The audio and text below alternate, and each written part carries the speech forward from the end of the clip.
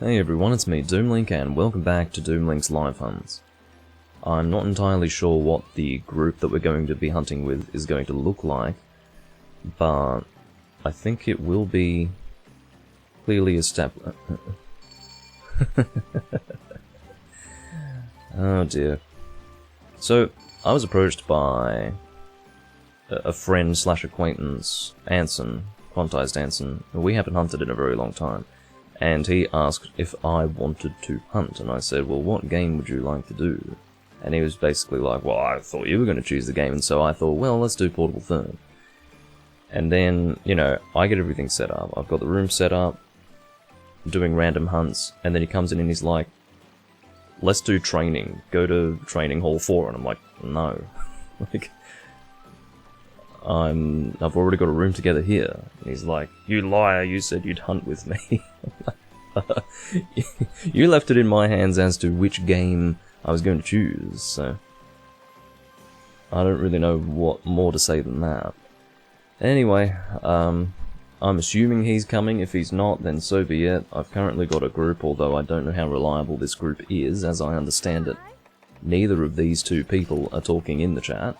I mean, they might be talking in the in-game chat, but insofar as the likelihood of them speaking in the Discord is concerned, I'd say they are very remote. Let's just get attack up large. The reason why I'm using this gun lance, and I can only assume that the last time I played, which was likely while I was recording, I was using this set. The reason why is because I didn't want to leave and change equipment, so I just decided to use one I already had. This is one of those sets that can be used pretty much on any quest. I'm a little bit concerned about these two getting impatient and leaving, but I certainly wouldn't depart without Anson unless he very clearly said that he had no intention of playing. We're about to find out what the verdict is, I suppose.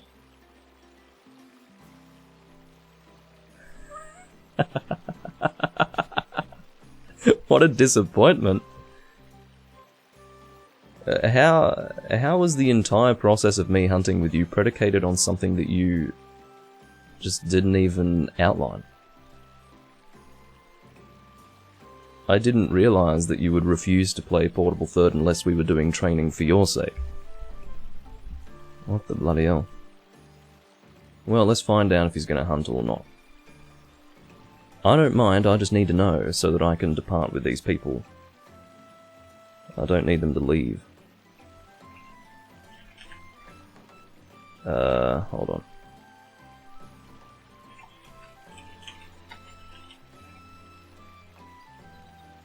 I do not seek to disappoint him, but yeah. I'm not doing fucking training, not for recording's sake, and I'm waiting like an idiot on Training Hall. Okay. Why would I want to do training? Who wants to do training? I don't get it. Again, he left the game that we were going to play in my hands, and then he has this expectation that we're going to do exactly what he wants to do. Now, you could technically say that I have the same expectation, but it's not really the case. My expectation is that we play the game normally, which I feel is probably the safe expectation. We don't even have to do random hunts, really. Like, we can just do... We could literally come in here and do whatever hunt he personally wants to do in the game. But, yeah. Looks like at this stage we're just gonna hunt with Dovin 47. I literally have a full team here of people that I can't communicate with, which is unideal, for the reason that they may not actually stick around. I can't really coordinate the group, because I can't talk to them, and furthermore, they could disappear at any moment, so we will see what happens. That's a pretty funny turn of events, though. That might be why we haven't... Oh, of course. Dovin 47 is Hunter Rank 2. Well, it looks like we're departing with two people. It's not a big deal, it's just a single quest.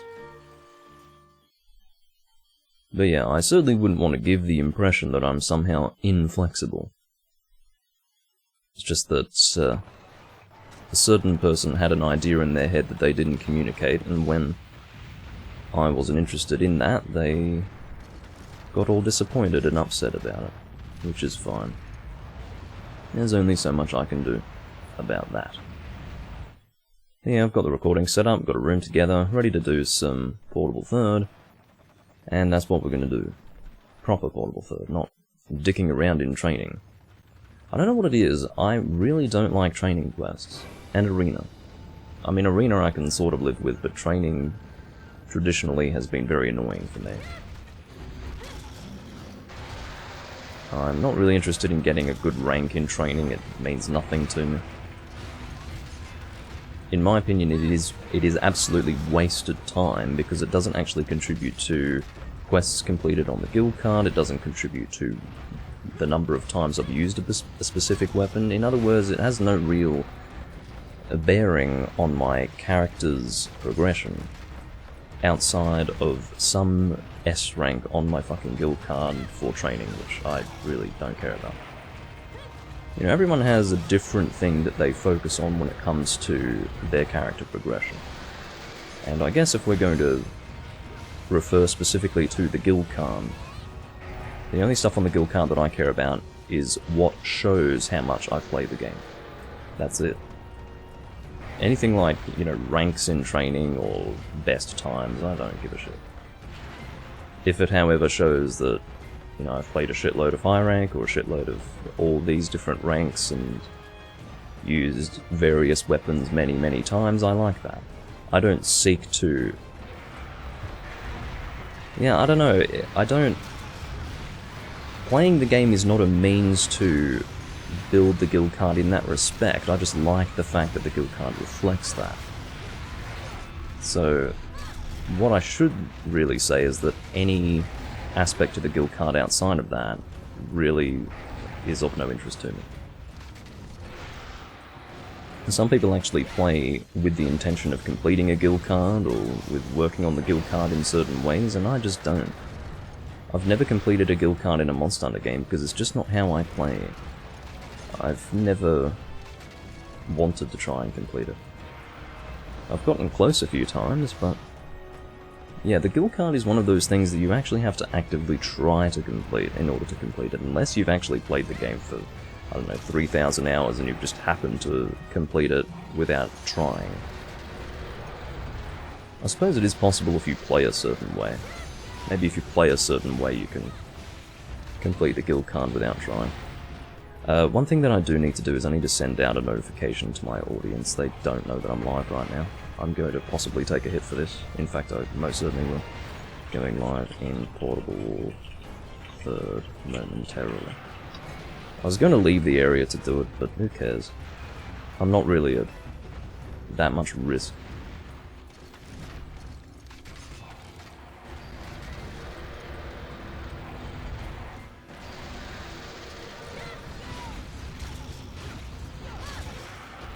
Alright.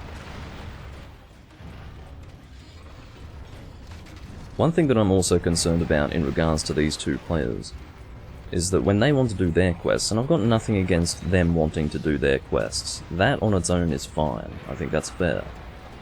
What I don't like about it is the idea that they're going to host the quest, because their connection to me may very well be utterly terrible. And even if their connection isn't utterly terrible, as I've explained, Portable Third is just really bad with that. The host environment, or I guess the network environment, I suppose you would say, is just really awkward. What would otherwise cause minimal lag in other games causes major lag in this game in terms of connection to other hunters. It's a long story, but that is the reason why I try to host. I can sort of live with it if I'm not recording, but if I am recording, there's just no fucking way that I'm gonna allow for that. Kenda, I'm really sorry, but you had all the time in the world to stay the hell away from me. I started charging my Wyvern Fire long before you lined up. One of the issues with Wyvern Fire is that it does often catch people on weird angles. I don't intend to hit people with it, but it just happens. Shut up.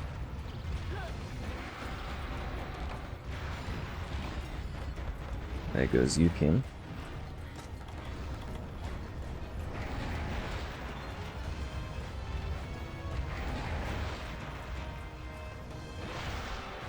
Yeah, sometimes you do have to... Oh, sorry, Kenda. I do apologize for that.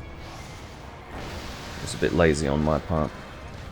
When I am using this weapon, I do need to actually make a conscious effort to avoid lining up with other people.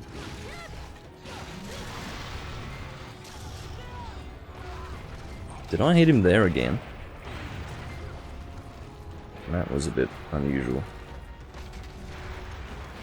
He might have just slightly shifted within my range, that might have been what happened. For the record, I don't know why Yukin is dead. It's a bit odd. He might not have a good defense or something. Or he might be unfamiliar with how to fight a Tigrex. One of the two. I don't know what you're attacking, but I think the monster's gone now. I think. Psycho Serum. He has left the volcano, actually. Which is precisely why I drank a Psycho Serum. I would have taken this route anyway. But it's nice to be assured of the fact that the monster is in a specific area. Maybe some people like playing a bit of a guessing game with it, but I don't. I just want to get back to the monster to resume the fight as quickly as possible. The smart thing to do, of course, would be to actually watch the shadow, or to paintball the fucking thing. But that didn't cross my mind. I might paintball it now, just to save my Psycho Serum. No, that's not good. I need to be more careful. I really do. Can't keep hitting these guys. It'll fuck up their DPS. It'll fuck up the team's DPS, specifically. And that will directly affect how quickly or how slowly we kill this monster.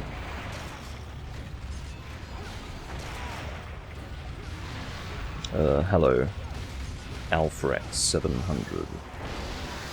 Welcome to the live stream.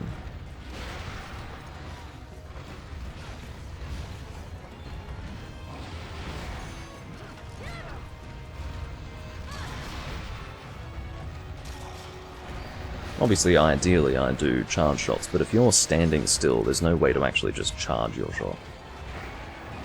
The charge shot has to be in some way associated with characters, or your character's movement. And again, if you're just standing still, you can't do it. So you sort of lead into a charge shooting or charge shelling combo by just shooting an uncharged shell once.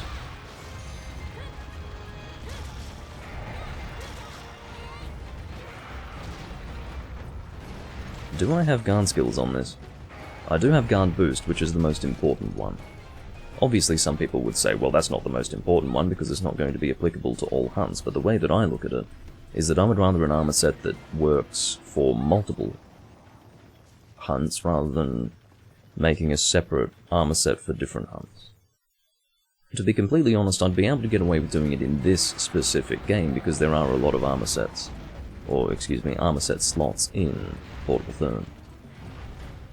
But my instincts tell me to make a set that is useful across all quests, and in the case of Guard Boost versus Guard Plus 2, I'd rather be reliant on a shield that can consistently block every attack that comes its way, rather than blocking most attacks, but more effectively. That's the way I've always treated it. Obviously the ideal scenario is to have Guard Boost and Guard Plus 2, but I typically keep that to Lance for the reason that Lance only really relates to guard skills, whereas Gun Lance can be assisted with skills such as artillery. Well, there's not much I can do for you, Alfrex, if you don't understand English, really. Enjoy what you can enjoy, and then outside of that, you're just going to have to live with this not being in Spanish, mate.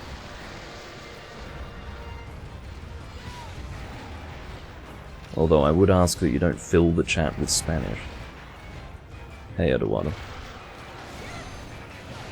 I feel like it's been ages since I've seen you in my live stream chat. Welcome. Alright. Mr. Tigrex is limping away. I feel like he's changed location so many times in this hunt, despite the fact that not all that much time has transpired.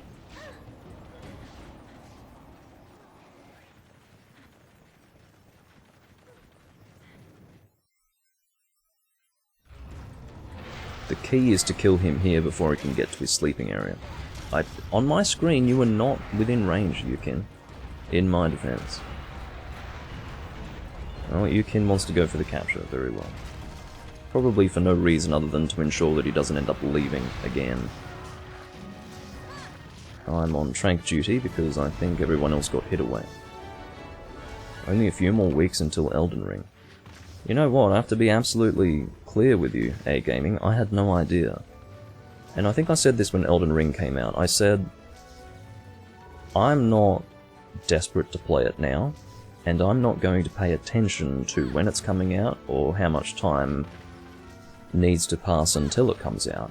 And in so doing, it will suddenly arrive, and I'll be like, well, time to play Elden Ring, and that's basically what's happened.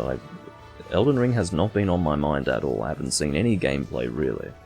Save for the reveal trailer, the first official reveal trailer, as opposed to the weird, leaks, I guess they were, of alpha and tech demo stage versions of the game. But, yeah, I've seen a little bit of gameplay, but for the most part I'd like to keep it a surprise. Alright, well the live stream is back, supposedly. The stream went down. I don't know why my luck is so fucking shit with that. Seriously, it'll only happen once every 2 or 3 days where at one very brief moment in the day, my internet will cut out for a very short period of time. It is enough to get OBS to absolutely shit the bed, and yeah. Long story short, it's very problematic when I'm trying to record live. Very problematic. So, there you go. I was in the middle of talking about Elden Ring at the time. I will reiterate for the benefit of those who didn't hear me talk about it before, but if you are interested in my coverage of Elden Ring as a Souls player, don't expect any Elden Ring content for a while. The reason why is because I'm going to take time to enjoy it by myself. And then when I've established, you know, impressions of it and had enough fun on my own, then I might start recording it.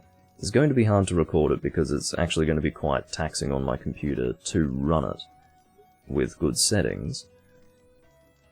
And what that means is that it's going to be impossible for me to record through OBS on the same system. I don't have a streaming PC. In other words, a separate machine dedicated to streaming. So it's not going to run properly, I regret to say. Well, by that I mean the live stream's not going to run properly. I'm going to bring Sword and Shield. We're going to do double Bulldrum, much to the chagrin of the people currently in the room, no doubt. But for some reason, the random hunt thing... Oh yeah, my room's been stolen from me. Here we go again. Here we go again. I fucking hate it when this happens. It is really stupid. And you know what really frustrates me? It is the fact that I can no longer kick people from outside the room. So they've basically just stolen my fucking hall. Guild Hall 4.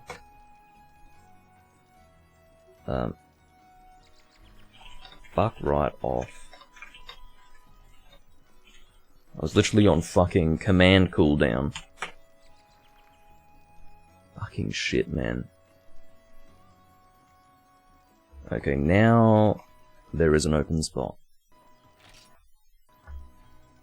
You see, if I'm hunting with random people, and I'm sure something's already been posted by now. Someone's already posted something, guaranteed. Yeah, Yukin takes the first opportunity available to post a quest. He tried to post a quest before me last time, even though it was my fucking room. So, what does he want to do? Some event quest, seemingly.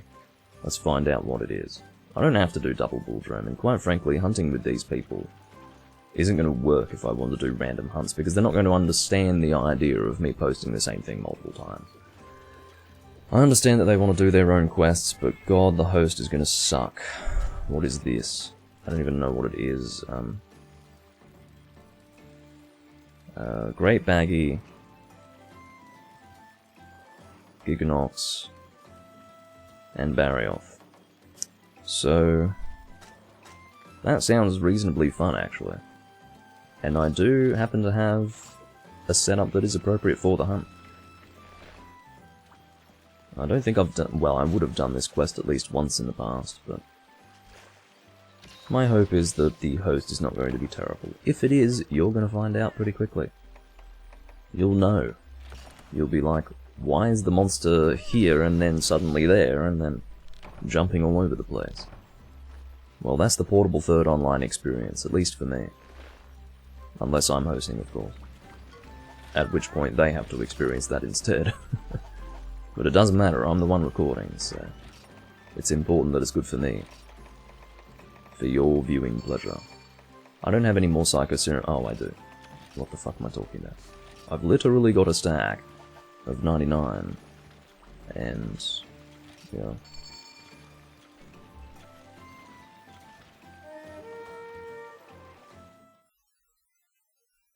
So...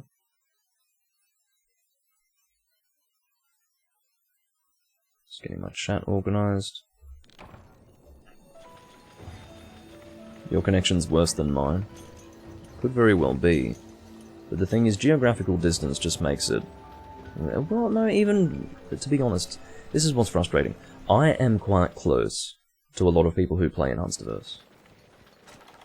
Geographically speaking. So a lot of people who play on Hunsterverse are in Southeast Asia. But it doesn't actually help in any way for me to be closer to them than, say, you know, people in the US or people in Europe, because they're playing on their phones over Wi-Fi that sucks. And on top of that, if we're playing Portable Third already, that means that the connectivity is going to be beyond shit. And I hate that. I think it's stupid. Yeah, we're starting with Great Baggy, that's right. It just makes for a terrible experience. Now, if these people could stop playing on their fucking phones and maybe, I don't know, directly connect computers to internet, that'd be nice. This is a tiny Great Baggy, look at him. He's a little baby. No, I know better than to tell these people to get computers. I was accused of bragging about the fact that I had a computer on Hunsterverse one time. It was very funny, but also very sad. And, yeah, it was a bit of a culture shock, I guess you could say.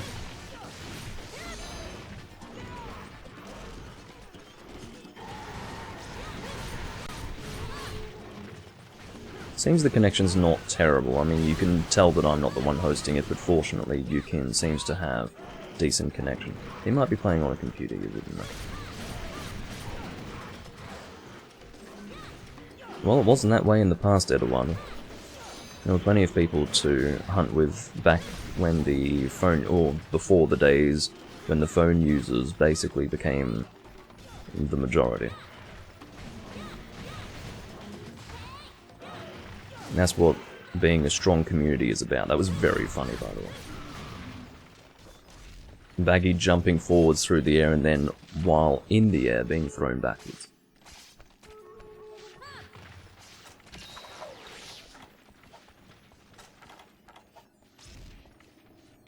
So, the next monster should be Giganox, who I can only assume will spawn in Area 4. I can only assume. Well, Yukin seems to think that he will spawn in Area 5. Very well. That would certainly be the case in Trine 3 Ultimate, but I was of the understanding that he's to take it easy, man. Oh, I see. He's pinging for a trap. Thought that was Pia pinging because it was a green ping, but no. Yeah, typically Giganox does spawn in Area 4 in Portable Third. But I guess it's different if you're doing a multi-monster quest. I would trust their judgment, quite frankly, because I probably don't play as much portable third as they do.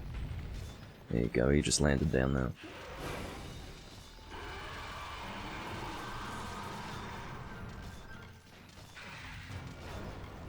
Of course, you wouldn't be able to chase him over there.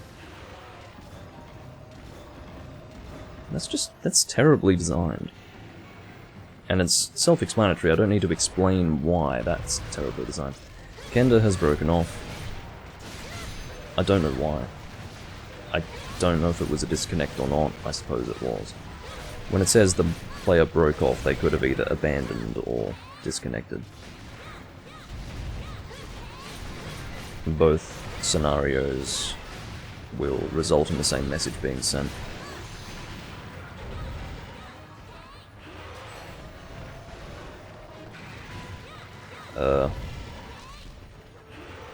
That is... I believe that's... No, I don't know, Adawada. I wouldn't know.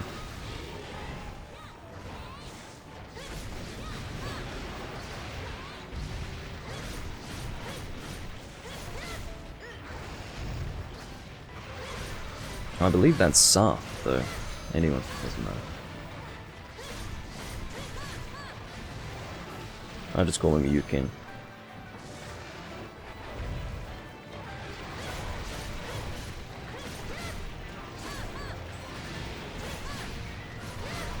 It's really, really hot today, by the way.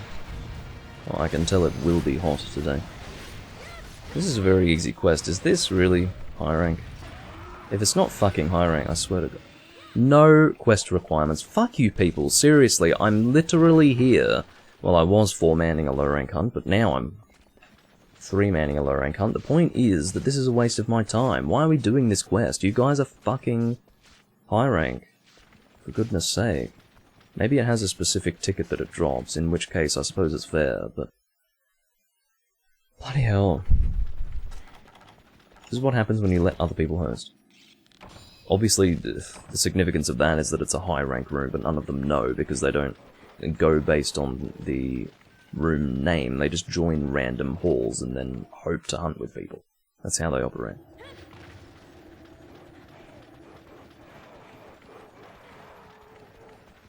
Anyway. Can you eat my dick? Stupid baggy. Just give me a sec.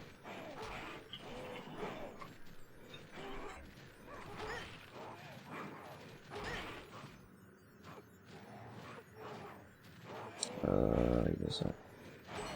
Yeah, you're right, it is Chi. I'm just being fucking blind. What is with the fucking spawns of these monsters? Oh my god. Why would you spawn in Area 3, you bloody bastard? I'm so annoyed by this. It's a shit quest and they spawn in weird places, and quite frankly, I mean, why would Great Baggy spawn in the place where he always is, but then Giganox and Barioth are just in random locations? What's that about? Now, I understand that some would think that Giganox spawning in 5 is far from being a random location, but it is in the context of Portable Third, because he's always in 4. So, I don't like it. I don't like it at all. I was somewhat lucky in that this guy does not have bad internet. He's actually a decent host. But I was thoroughly unlucky in the fact that this is not a fucking high rank hunt. It's not like I would have been in the position to protest. Whatever. What a joke.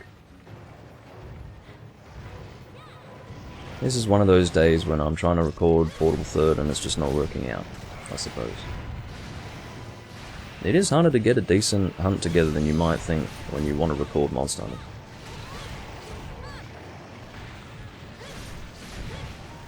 Oh, for God's sake. Now, one thing that I would advise any person who's using a bow against doing is blast arc shot. It is fucking inconsiderate to the team. The reason why is because if you... Let's imagine that you're aiming a blast arc shot on the top of the monster. That's how it works, you know, it'll hit the top of the monster, you would think.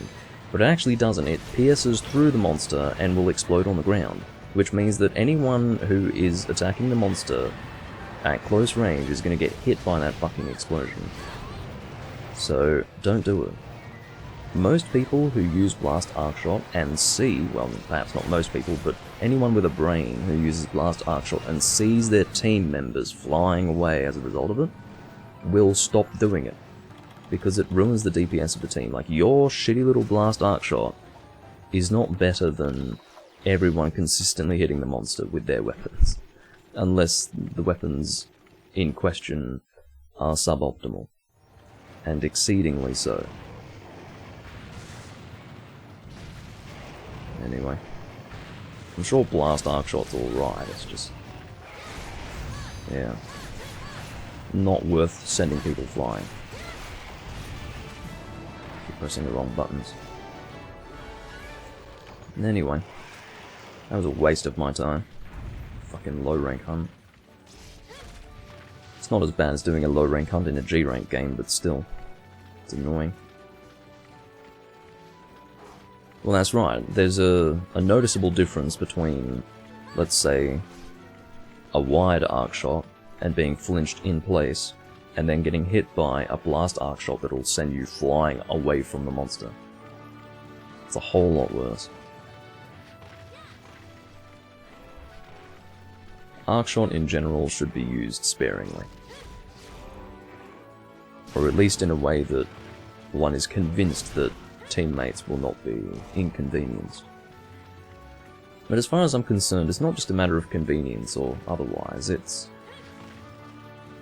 absolutely about everyone being able to do their damage consistently, which means that the overall DPS will be better, and that means the monster will die faster. It really just comes down to that.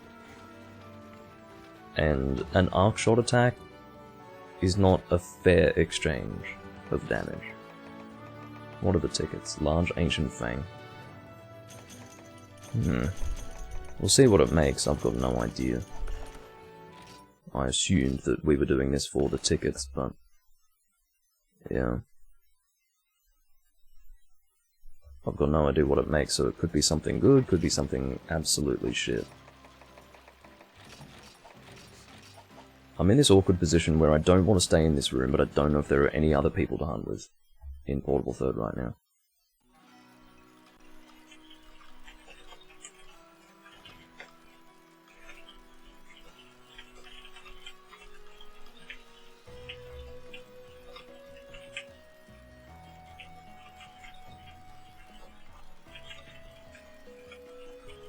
I mean, normally I'd show this, I guess, but I'm feeling lazy. Okay. I'm just putting it out there that I want to do high rank hunts, and that anyone who wants to join me for it is welcome to do so. Unfortunately, I'm live, so I need a hunt. Might possibly get JK, I don't know. At this stage I wouldn't mind. I'm not a huge fan of that guy, but that's mainly a historical grievance.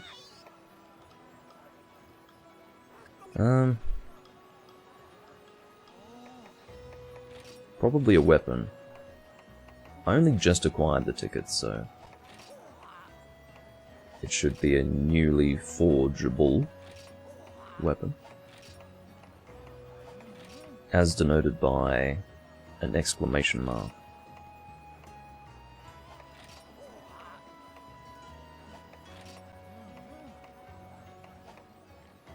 I can't imagine it being a ranged weapon, so looks like it's an armor piece. Very well.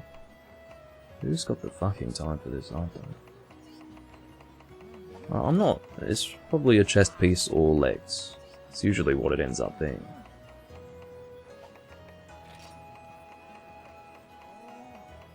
I guess one easy solution would be a Google search, but yeah, fuck it. I don't know what those tickets are used for, but it's probably not anything good. I don't think I've really got anyone to hunt with except for these people, so I guess I'll return to that room and just pray that they don't post the same fucking quest. I really don't know at this point. I also have to pray that I don't get the room stolen from me because I can't kick from outside the fucking hall, irrespective of how long I've had the hall for myself and how long I've been in said hall, which is basically in contradistinction to what the system is intended to do and how the system is intended to function. Sassy Kender, who was previously trying to hunt with me, and was unable to do so, informed me that his router died. So, fair enough. I guess mine had a hiccup also.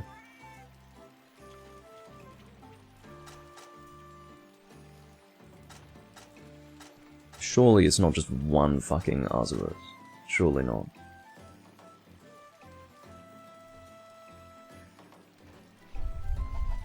Why? It can't just be it must be a giant Al-Shira. So, I don't know, dual blades, I guess.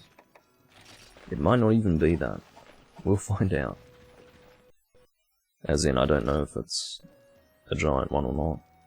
I'm familiar with the double quest where one of them's big and the other one's small, but yeah, maybe this is a really small one or a really big one. I just can't imagine there being an event quest with just one Azeroth that didn't have some sort of size related augmentation.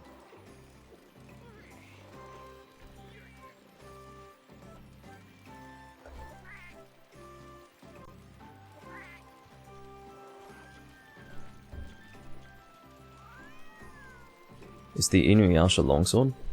No wonder. I've already made it. That would explain why. Oh, by the way, Makoto, do you want to hunt? If you want to hunt, let me know. At this rate, I would rather two-man with you than hunt with these people. So, the invitation is open.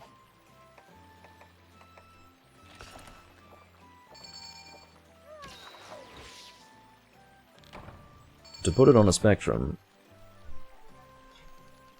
you've got, oh, have to be left to right for you. So how does that end up being? So left to right. Training with Anson, hunting with a random group, two-manning with Makoto. That is the spectrum. Don't worry, guys, I'm coming. I'm just going to do this quest first, Makoto, because I am curious as to what this is. I don't know.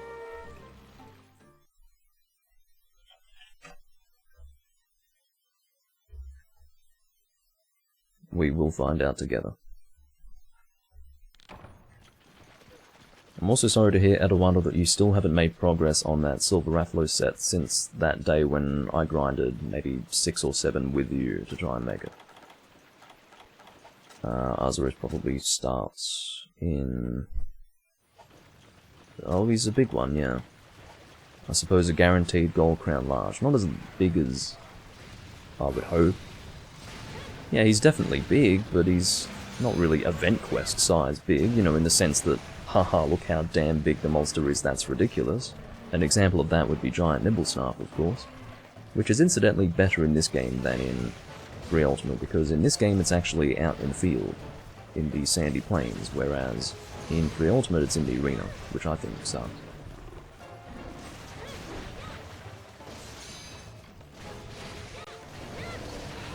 Seems that Yukin and I are using these same weapons. Oh, we've got to sleep. Okay. I don't think Yukin really gives a shit. There has to be a certain degree of inelegance that leads to that sort of behavior. If you could have such a thing as mental inelegance, then that's how I would describe it. You can't get that ruby to drop? Sounds like Portable Third to me. There have been a lot of I suppose,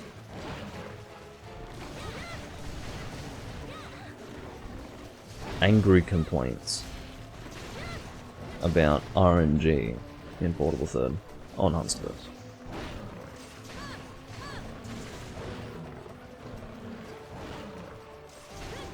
And that would be one of the reasons why.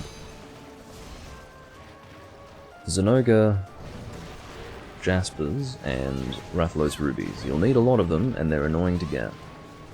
I believe I have, yeah, I definitely have all the ones that I need for my character, which I'm happy to say. And I have extra, as it stands. You can stop me.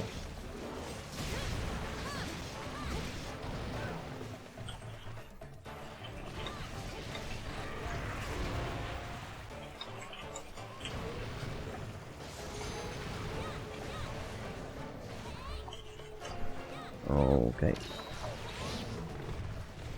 So it looks like we've got a fourth person for the new room. So we've got myself, obviously, Makoto, a guy whose router died and who will be available within the next 10 minutes, and then a fourth guy named CD Beans, whom I've hunted with at least once before.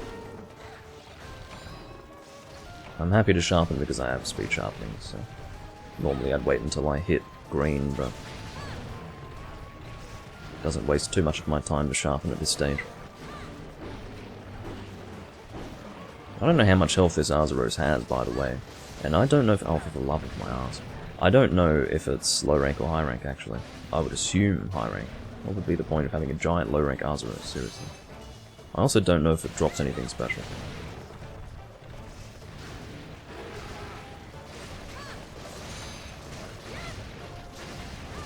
Going for captures, okay. Well, it's a bit sad that it's not capturable yet, but I suppose it does have extra. Oh, it is capturable. Is that low rank or high rank? It was a high rank quest. Very well. I may as well show you what I'm typing so that it's not a mystery anymore.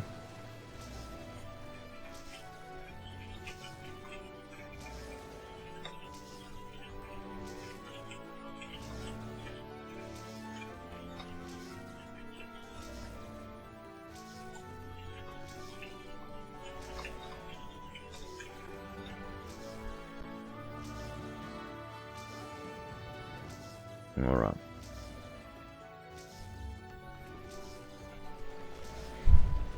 My assumption is that no special drop can be expected from this quest. It's just a guaranteed gold crown.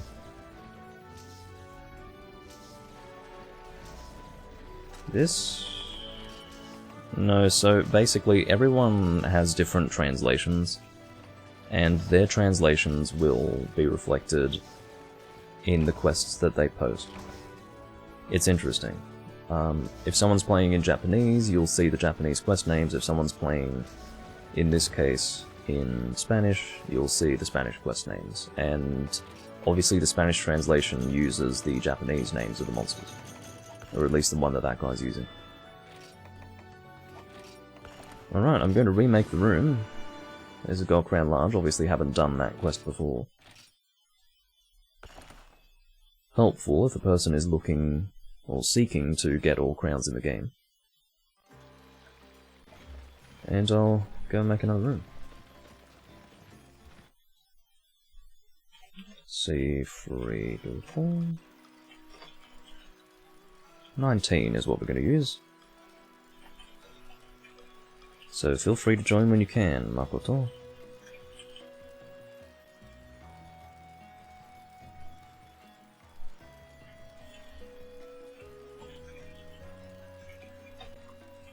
I still find it really funny that Anson wanted to hunt, was happy to have me choose what game we're going to play, but refused to hunt with me when I didn't want to do training with him, despite the fact that he mentioned it at no point until I had already made a room and was ready to hunt.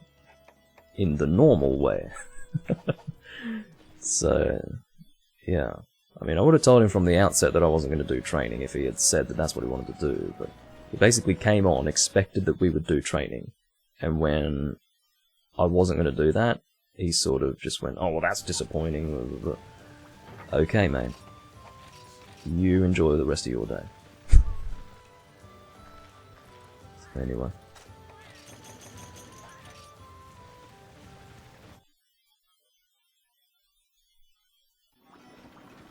So again, we should have a full group here.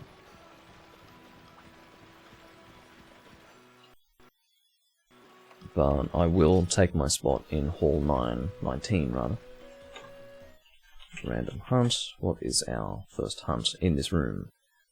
Tigrex and Sand Barioth. Jeez.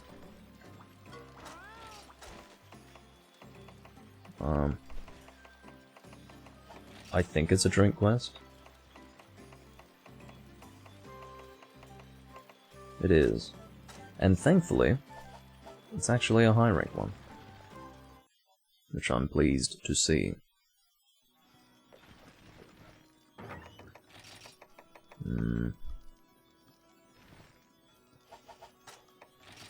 How am I going for weapon uses? Seems that we are good with all of them now. That's good. I'd forgotten, actually. I had some that were at 112. Now, 113 is when you technically hit the ceiling of the first filter. 112 will be just a touch under it. But 113 is, again, the highest point. So maybe I'll do lands. That could be fun. As far as what would be appropriate. Do I have a raw lance? Yes. I certainly do. And this is what we're going to use. Good old Black Diablo's lands. A bit of a mainstay in the series, and in most scenarios I would assume, irrespective of the game, is the best raw lance to choose. Alright. Drink quest.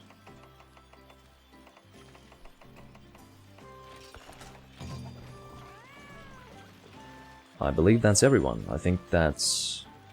Oh, hold on. I can't fucking receive any more cards. What cards do I not want to keep?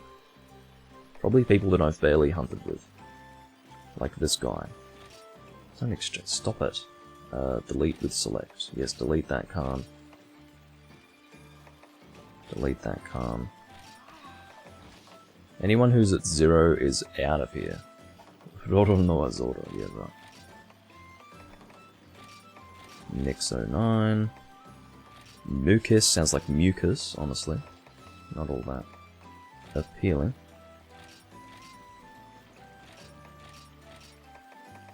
Alejandro. Depo. Add a T and it would have a rather different meaning. I don't know why I'm at 0 unity level with Indio, but I will set. Are you kidding me? Switch axe only? What's wrong with you, man? What is actually wrong with you? Do I have a cot? I'm assuming you are, Makoto. As I recall, that was the case. Give me a sec. Well, I can't really send guild cards. People are readying up, can I?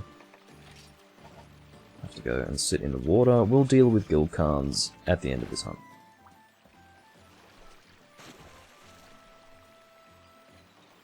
Or before the next one, however you want to say it. I don't remember if I received yours, Eduardo. Let's have a look. I'm assuming you'd be towards the back. No, it doesn't seem that I received yours. So, there you go. I've got lots of free space now.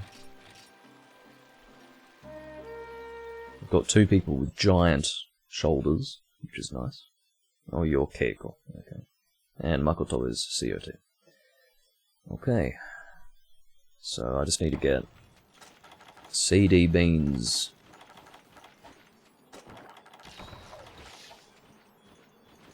I really did expect Sand Barioth to spawn here, unless it's one at a time. It could be. It would be really strange, but no, apparently Sand Barioth has spawned over there.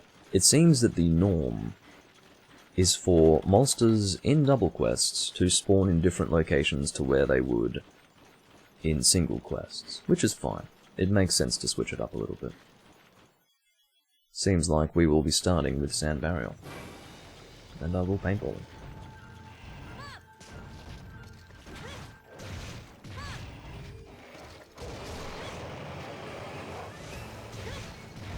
I don't think I have Sharpness +1 on this set, do I? Almost feels like a shame with a weapon of this sort.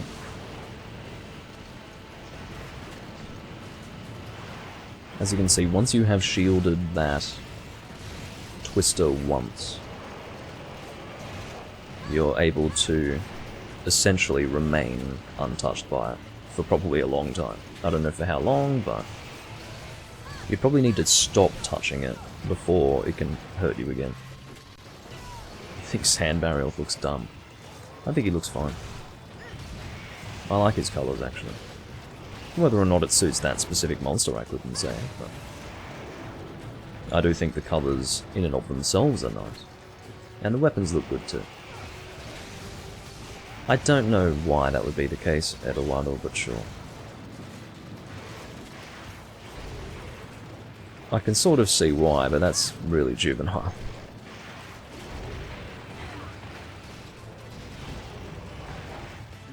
Anyway.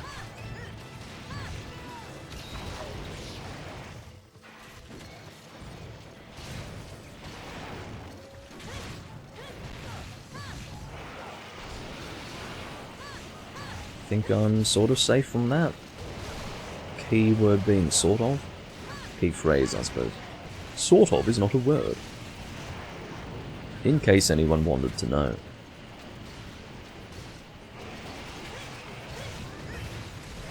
Oh dear Jesus Christ. Dealing with arc shot when you're a lance user is one of the worst things. Well, not one of the worst things, but it's not very good. There you go. Good night, Barioth. Mega Potions presumably will be the card that we receive. And I don't think I'm in need of any of them, so there you go. I'll check. I believe it's Mega Potions. It's not. See, this is why I check. This is precisely why I check. Alright.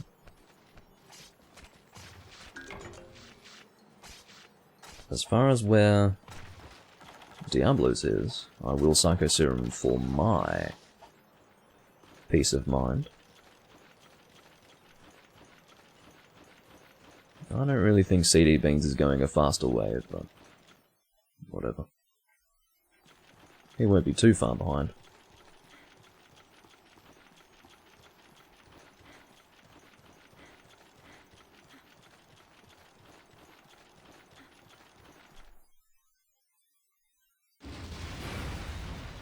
Oh, I thought it was Diablos that we were fighting, sorry.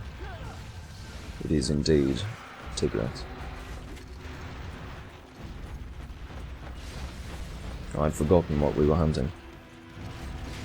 I believe there is a quest, and it was the quest that I thought that it was. There's a quest that is Sand Barioth and Black Diablos.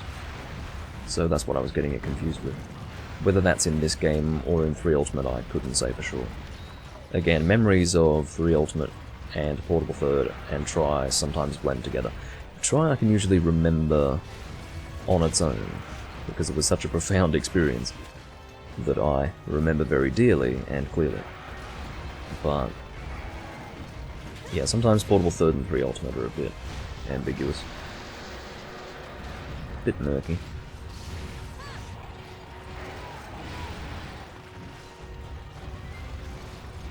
Lance is a little bit annoying with Tigrex because with Lance it is much better to deal with a monster that doesn't move too far from wherever you are in the process of attacking you.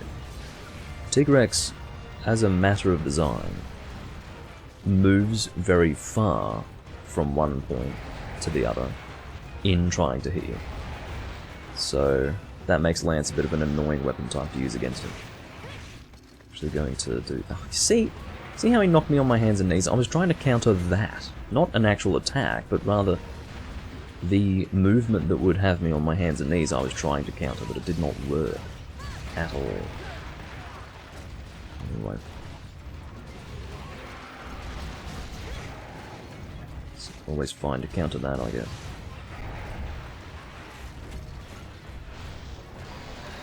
After this hunt, well, I don't really need to mention it. It's not something worth updating you on. Yeah, I don't like having to chase after him. I find that annoying. With Lance, anyway.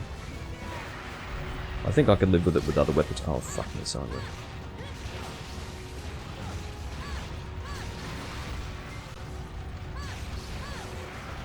I thought I'd be able to back up out of the way. That did not work.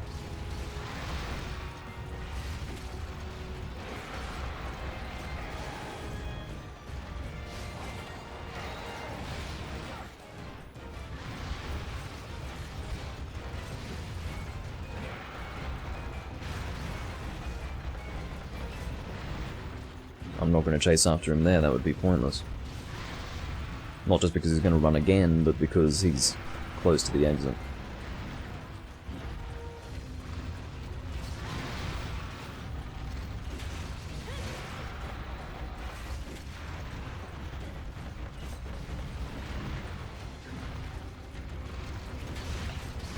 See, I was hoping to get that thrust on the turnaround. You see, I was unclear as to whether or not the damage being dealt by the lance would be so prolonged that the animation would still make physical contact with his head as he turned around, but it did actually eventuate in that way, which was very nice. That was a very bright flashbomb. I would guarantee you that because it's nighttime here and the location is kind of dark, the flashbomb feels brighter. It would make sense, right? Because your eyes have not drastically adjusted to a darker environment. It's not like actually going outside at nighttime or something. Versus, you know, being inside in the brightness of light. But it's still a form of adjustment that the eyes have, I guess, undertaken. And then when you've got this bright flash, it's really bright. I will give these guys some thank you points. Because why not?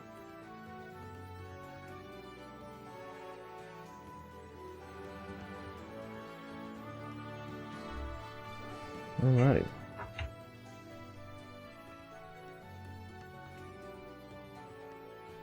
I don't know what you mean by that sounds off.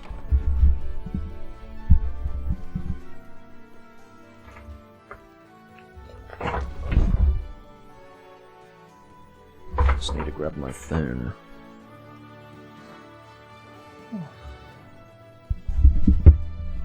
So, I try not to move my boom stand too much while recording.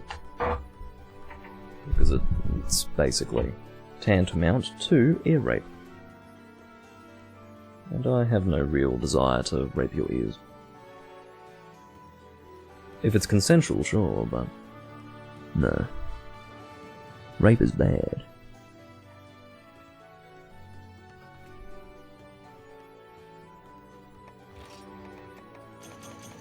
I'm glad to hear that you were exited to fight Jen, Eduardo. No, I enjoy Jen. I think he's a fun hunt. I never get bored of him. Unlike some people. Some people can't stand it. I'm very much the opposite. Okay. See random hunt. Durambros and Zamogo. I think that's another drink quest, isn't it? It might not be. In fact, no, it's not. I remember that it's in the regular list of quests. I will confirm, but I'll just go past it.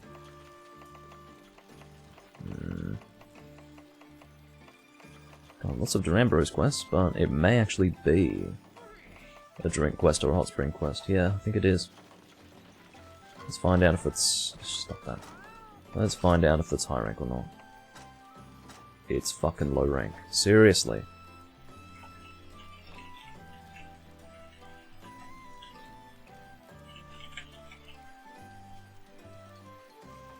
To Agnoctor.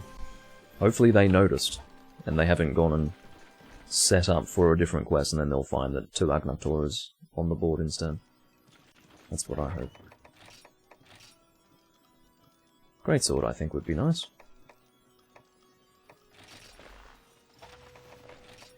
What is my water greatsword? It's not Amatsu Magatsuchi, actually. It's a different one.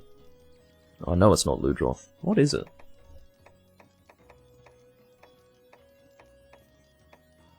It is Amatsu. Okay. Well, there you go. I think for this particular weapon, I would be much better served by Sharpness +1. So I'll use that. I actually did not remember that I used this as my water greatsword. That is how rarely I find myself using a water greatsword in this game. It's one of those really strange situations where for some reason I just don't, in Portable Third, need to use a greatsword against water-weak monsters. Otherwise I would have been intimately familiar with the fact that I use this particular weapon as my water greatsword. So therefore I'm typically not using greatsword against Silver Rathlos, I'm typically not using it against Black Tigrex, and I'm typically not using it against Agnoctor, apparently. Which is very unusual. I'm quite comfortable in greatswording all of those monsters, but not in this game, apparently. I definitely have memories of having used this in the past, it's just very uncommon. Hello, Hossein.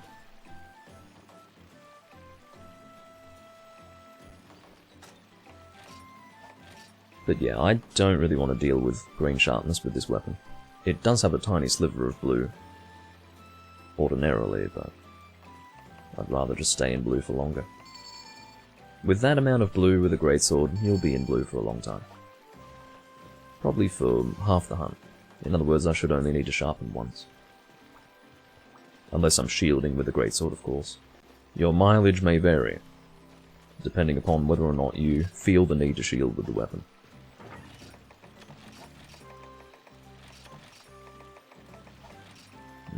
What am I missing now?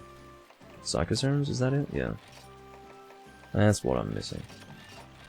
I'm glad I've got plenty in my inventory. Plenty in my box, rather.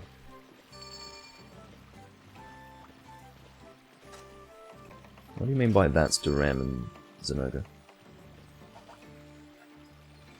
If you mean the fact that it's a drink quest, yeah, it sure is. What do you mean, isn't there a hiring one? Oh fuck, what am I doing with myself? Wait, shit, fuck. I'm sorry, guys. I'm being really stupid right now. We're supposed to be doing 2 Agnoctor. I was terribly distracted. Fucking hell.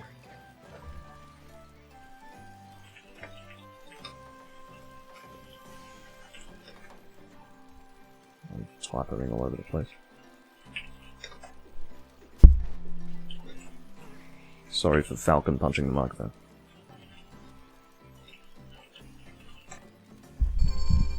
Okay.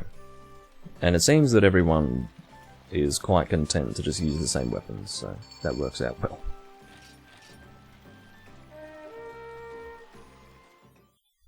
Anyway, I'm glad that you caught that. I wasn't paying attention at all. There is no elemental bloat. Elemental damage is always true. Well, no, it's not, sorry. What am I talking about? In this game, it's not bloated. Why am I saying elemental damage is always true? It's absolutely wrong. If you want to know what's not true, it's what I just said. So, but in Portable Third, it is true values for both raw and element. I have detect, by the way. It's not going to stay like this on the screen. As I said, raw and element are true values. As is kind of clearly shown.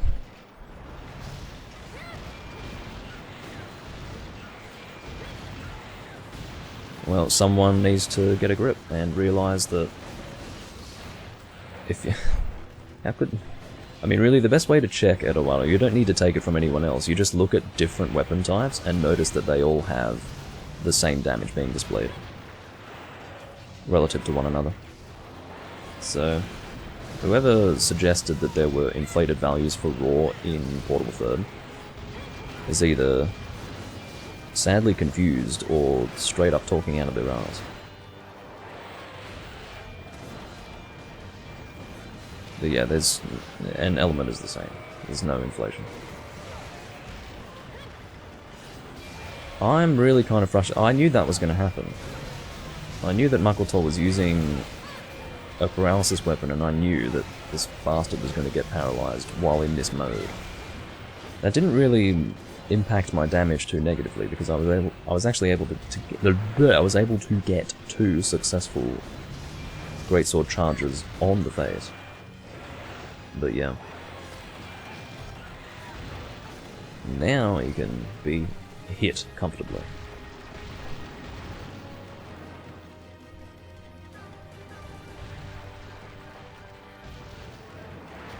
Ow. If you could leave me alone, that'd be really nice. I'd be awfully appreciative of that. Yeah, this greatsword is more about the physical damage than the water damage, of course. I just like having a little bit of water as well. Why not?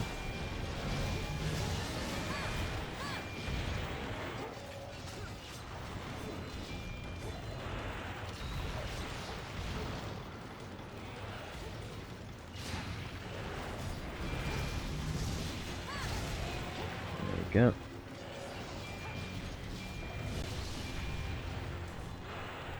Need to respond to Jabber in the chat.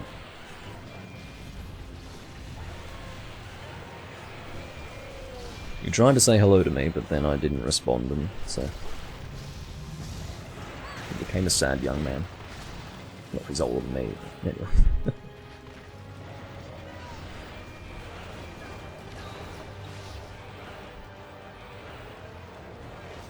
So I am hoping that the other Agnator has moved from the northern area. If not, then so be it, but... yeah.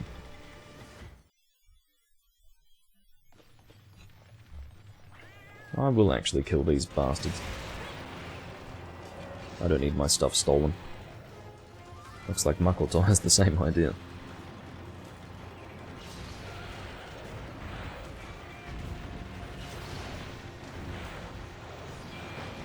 I feel like I didn't really get the chance to do much.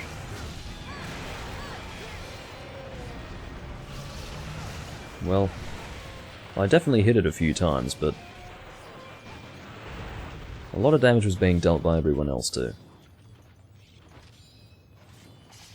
That's for sure.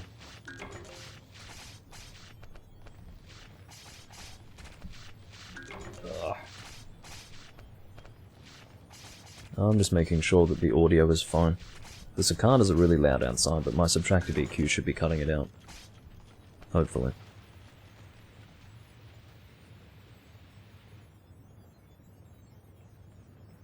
Okay. Just responding to the text. Agnator the second is conveniently in the area we were just fighting the last one in.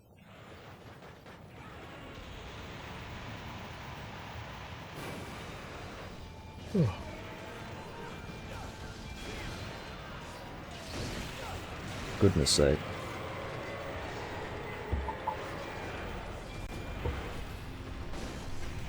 I really hate it when he starts off hard like this. Someone needs to bring a fire weapon. Obviously, for those who don't know, fire weapons actually melt the parts of the monster. But I'd say Gunlance is the better choice. This is literally a monster that is designed to be fought with Gunlance, because Gunlance shells do deal a small amount of fire. Just a tiny little bit of fire elemental damage, but it's enough to melt the body of the monster. So Gunlance is the way to go with Agnator for sure. At least for the benefit of the team. I don't think everyone bringing Gunlance would be necessary, but Just one guy doing it for the team? That would be cool.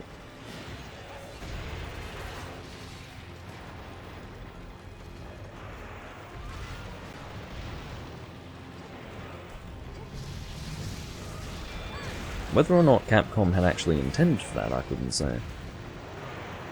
Yeah, water gun lance is perfectly appropriate, because then you'd be dealing fire damage with the shells, and then water damage to deal appropriate elemental damage to the monster. Bringing a fire gun lance would be a really stupid idea. Like a really stupid idea.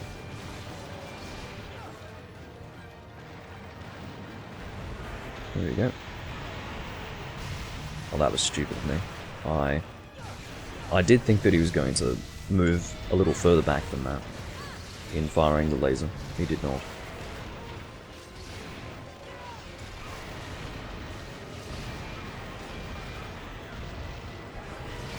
Settle for level 2. I don't know why I settled for level 2. It was to hit that specific leg. I don't know why I was so desperate to hit that leg. There goes the tail. I'm carving it because I'll forget to otherwise. I'll use bow for the next hunt, by the way. I haven't been giving bow enough attention. In fact, I haven't been using ranged weaponry enough. I did mention it in one of my previous recordings. I think it might have been a Generations Ultimate recording. Possibly the last one that I did. I'm not quite as eager to use ranged weapons anymore. I feel like I've not, it would be incorrect to say outgrown them, but I used to be more enthusiastic about them in the past, but nowadays I get a little bit more enjoyment from using Blade Master weapons, I think. I love ranged weapons, I really do. It's just I'm not considering them as an option as often as I used to.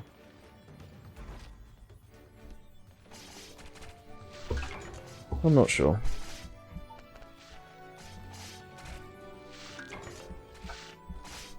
Trying to get my whiskey.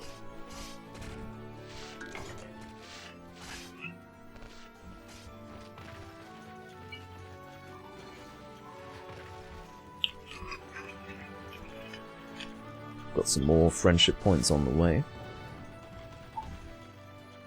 Which is great. I wouldn't play unless I were getting friendship points. What's the point of hunting if I don't get friendship points in Hunsterverse? You know that Thanos guy? I mean, Eduardo knows him. Basically, for those who are unfamiliar with this fact, there is this living meme that plays Freedom Unite in Hunsterverse. He technically plays it, technically. But what he's really doing is just amassing friendship points, which really don't mean anything. It's all about, you know, how many points do you have, and then how many more do you have than someone else, or how many more does someone else have than you. That's all it is. It has no real meaning. This guy plays Freedom Unite, doesn't save his character at all when he's finished a hunt.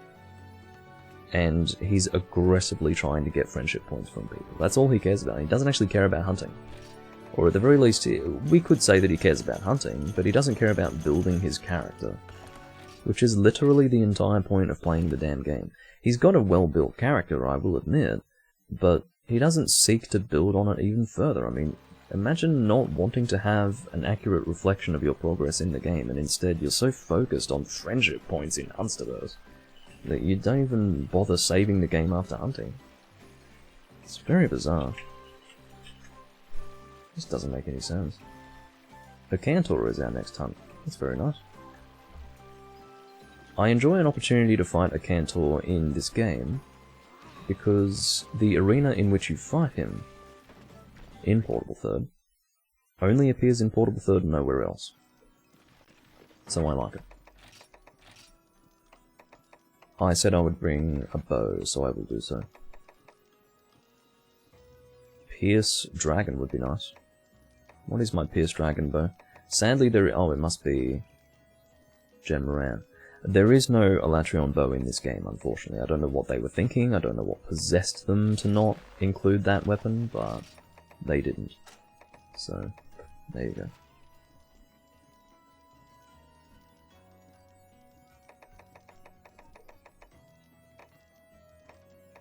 But yeah, imagine Oh, that's right, the Acantor bow's in this game.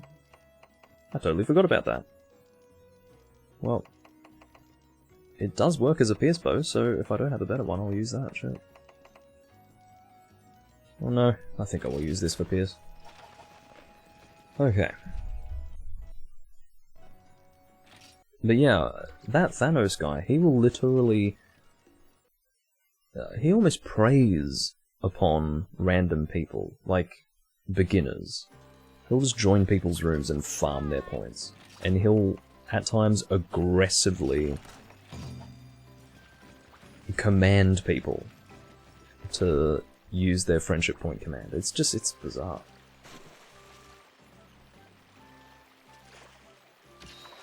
Looking at my character hurts your feelings. Well, it shouldn't hurt your feelings, it should encourage you to keep working on your character.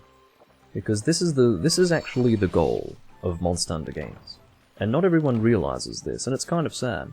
Everyone has to reach the point where they realize this for themselves, but the goal in Monster Hunter is to be at a point where you can go log into whatever character you have on whatever game, and be able to do whatever hunt and use whatever weapon with whatever armor set you want. That is the essence of Monster Hunter in the end game, and everyone's goal should be to achieve that. Now, if you don't use more than 3 different weapon types, then it's probably easier for you to achieve that sort of end game.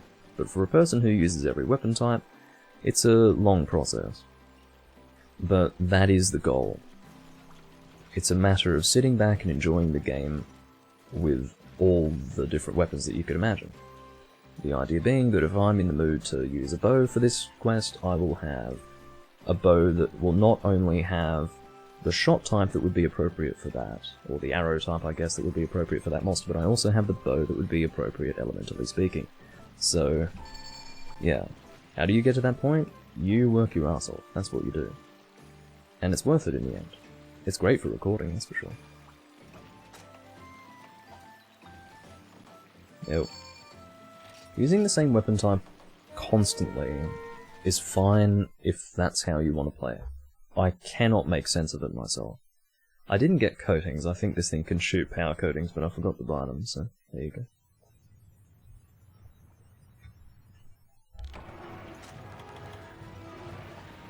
Let's see if it can. If it can't, then... oh, it can't. Well, that's brilliant. That means I don't have to worry about dealing suboptimal damage. Because it means the bow is balanced around not shooting power coatings. How do I want to approach this? I usually dive into it. Watch this. If I dive into it, I can actually avoid the main hitbox of the monster. Acantor is all about width. So if you sort of dive into it diagonally like I just did there, you can avoid it. I learned that from Freedom Unite.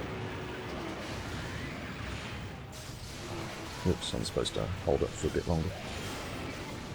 I love the very soft sound. I absolutely, let me tell you, I absolutely hate most of the sound effects in this game, but I do enjoy the soft sound the dragon element has. The very rough, extreme sound that it has in 1st and 2nd gen is nice, I enjoy that. But I also like this soft sound.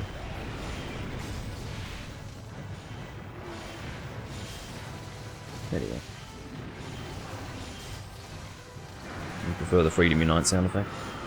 In fact, I haven't really taken note of the... oh no, game volume is appropriate. I'm fine with this game volume. It's not too quiet, not too loud.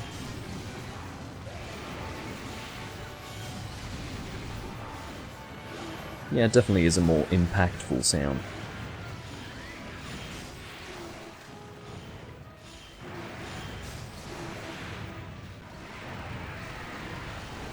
And there go the back spikes. Now I don't need to aim for the back. In basically every game, the back spikes of the Acantor are very easy to break. I think it's designed for the benefit of Blade Master users, because it's so hard to hit the back spikes as a Blade Master that they make it so that the HP of the back spikes is very low. That is the terminology used, by the way. It's not just my dodgy terminology. All parts of a monster have HP, which is a percentage of the overall health of the monster. And the percentage will be higher or lower depending on the part of the monster. in question. I'm not really in a great position right now, but... So I dived at the time that I did because I knew that his hand was coming down right on me. The timing really changes drastically depending on where you are in relation to him.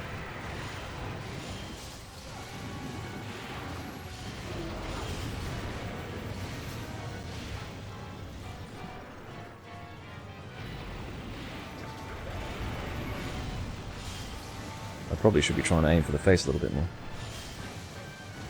I don't need anything from him. In fact, I tend to get the gems very often. I believe that's what they're called. Cantor gem sounds about right. The tail is a good shot zone, by the way. If you can pierce through the tail, you better believe you'll be doing good damage.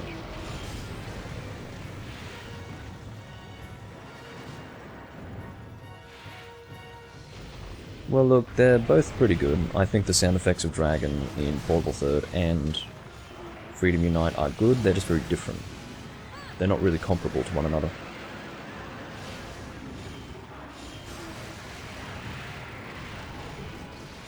I think they're both pleasant in their own way.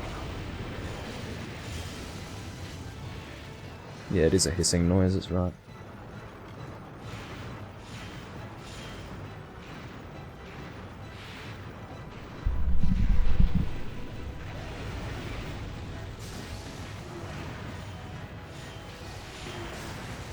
We've achieved the first break on the phase. If we can get another one, that would be lovely. I just like to break everything on the monster. I don't think we will, though. Unless Kender is aggressively trying to cut the tail. It's possible to solo cut a Cantor tail, but...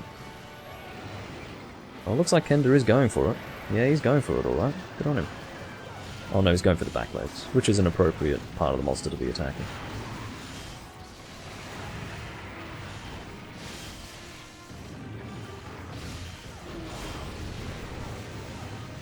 It's funny because Makoto and I are using opposite techniques right now with our bows. I am charging for as long as I can, and Kot is, well, Makoto that is, can actually get his pierce out on the level 2 charge. Aha, very good. I almost never do that, and it's very rare that you see people do it, but throwing a Sonic Bomb before a Cantor can get out his Dragon Breath will result in that. The reason why I never do it is because I never bring Sonic Bombs, and I think that is well established at this point. I don't even bring Sonic Bombs for Diablos. What a very nicely done hunt. Good team. I like you guys.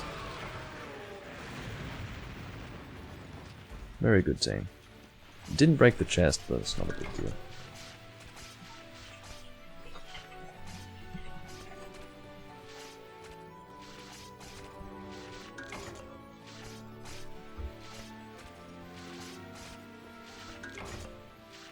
I call it Dragon Breath, Eduardo, because it actually deals Dragon Blight to you. And I believe elementally, therefore, it is a dragon attack. So, even though Blights didn't exist in Freedom 2 and Freedom Unite, of course they didn't exist in Freedom 1 either, but a Cantor first appeared in Freedom 2. Even though Blights didn't exist there, I can assume that it dealt dragon damage.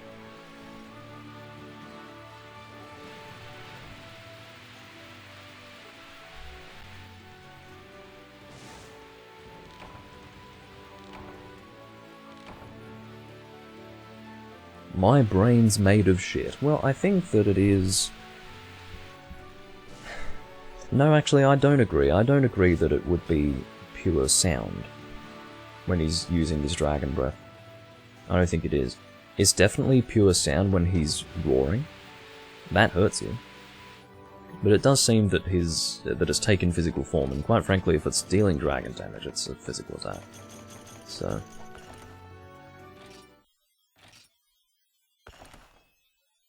No, I'm not accusing you of questioning me, that's for sure.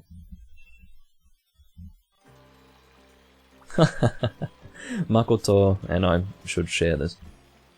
Makoto got 3, oh, fucking hell. I can't show you in large format, but if you can see, he got 3 Acantor jewels, gems, whatever.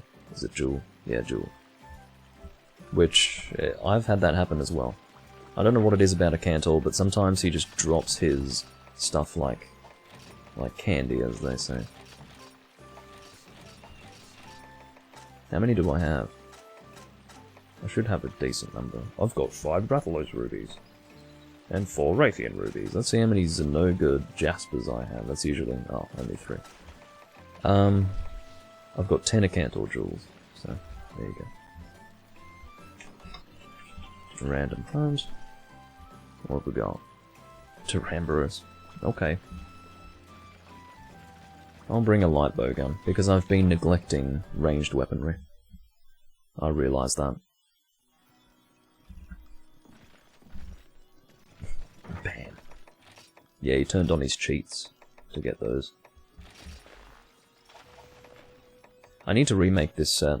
It still bothers me that I have Critical Eye +2. The reason why is because it just happens to work really well with these other skills. Bonus shot, element attack +1, and load up, well I should just say element attack up.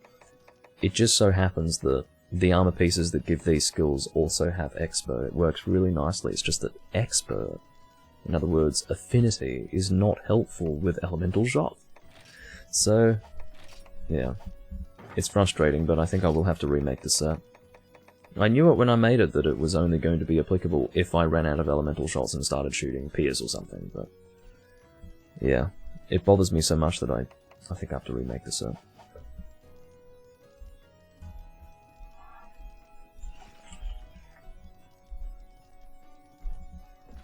As far as the bowgun we'll use, this is basically equivalent to the White Fatalis light bowgun, the...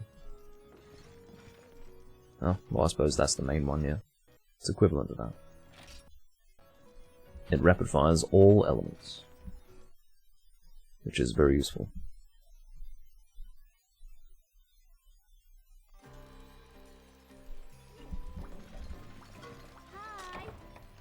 Doboruberku. The mountain, it moves.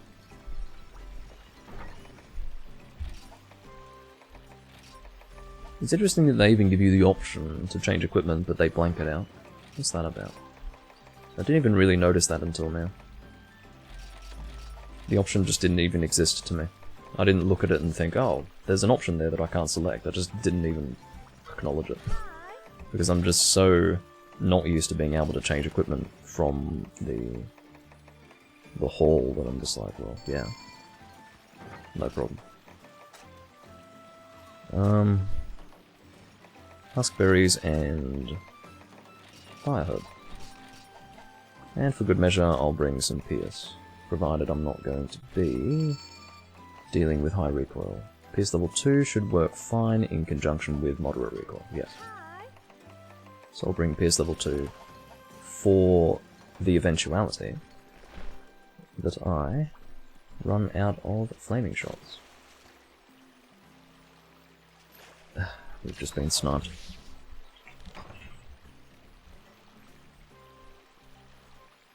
I'm not going to kick him immediately, I'm just going to ask him politely to leave.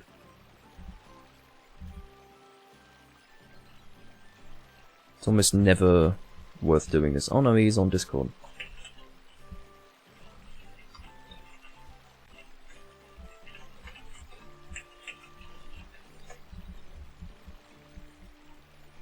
Now there's no guarantee that he'll respond. If he's playing on his phone, he can't check Discord while playing, and he's also on Do Not Disturb, so... I'll give him 60... oh, maybe... no, 60 seconds to respond.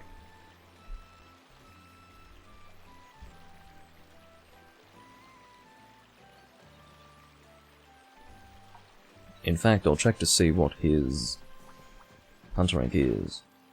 Can he even join? He can.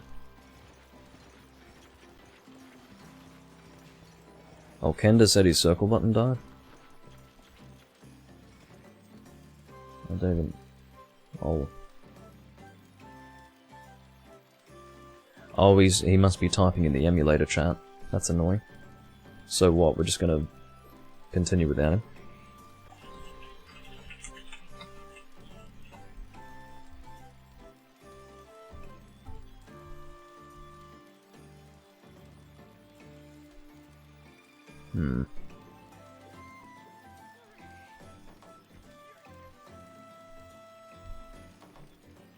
In which case, I suppose that guy can hunt. I'm assuming that he's changing equipment. I don't think he saw what I told him. Okay, he's apparently taking a break. So... yeah, here's the question of the moment. Did this guy see what I said and left on that basis? Or is he just changing equipment? It looked as if he was changing equipment. Then what if between him changing equipment and joining this room, he sees that I sent that? And then doesn't join back. It's getting very bright outside. Incredibly so. I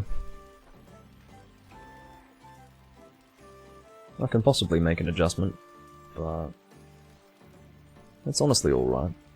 It's not too bad. It's just on the edge. Any further than this and it's too bright, but this is about alright. Which is a rhyme.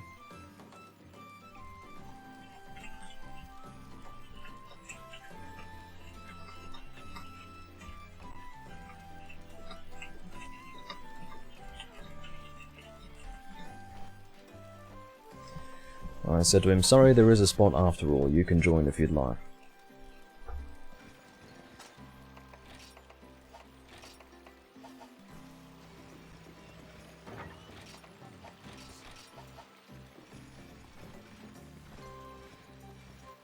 Six is asking for a Latrion. Look, I don't know if that guy's going to make it back in, so what I'll tell Six is that I'm willing to do a Latrion for the next hunt.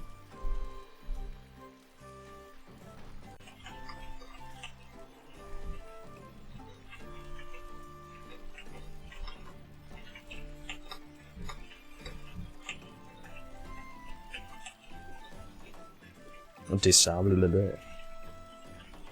Can't bloody type.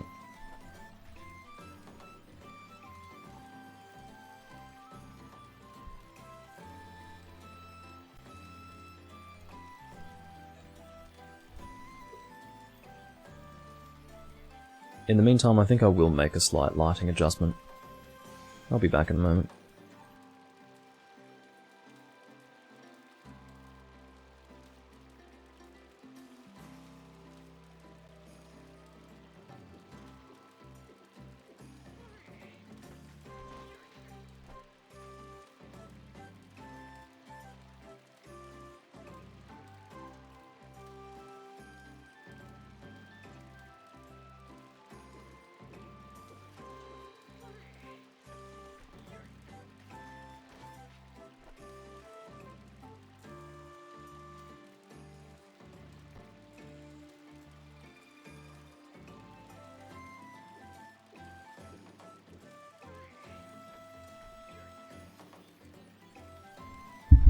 How's that? Is that... no, that's probably fine, isn't it? I was a bit worried about it being too dark. Honestly, this is fine. Just have to make sure that it's not negatively impacting my green screen. Which it's not. So this is fine. Again, this person... and I don't want to have a go about it, but... I'm not gonna lay into him, but... why do people say, what Guildhall? Like... I said you can join my room. What that indicates is that there is an established room, so you check to see what halls are up. And then you'll immediately find mine, and you can find out for yourself. I guess some people just don't want to work things out for themselves and want to be told. I don't know. I'm very much the other way. What's this about?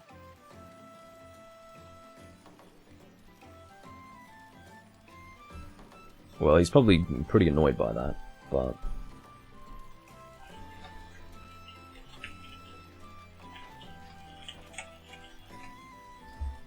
I feel sorry for this YNEXEEIG guy, it's just that I don't see him talk. And he's on Do Not Disturb. So, I'm not going to assume, like, you have to understand, I'm live. I'm not going to sit here and wait for 5 minutes for him to respond. Like, I can't assume that he's responsive or even acknowledging what I'm doing. Like, he did not, during this entire exchange, he never said a word. So, yeah. You mean it's full again? It's not. Open your eyes. Unless there's an invisible person. Oh, what? So he joined? Oh, I don't know. I'm just doing what I can to coordinate a fucking group. Really. It's hard. Harder than it might look.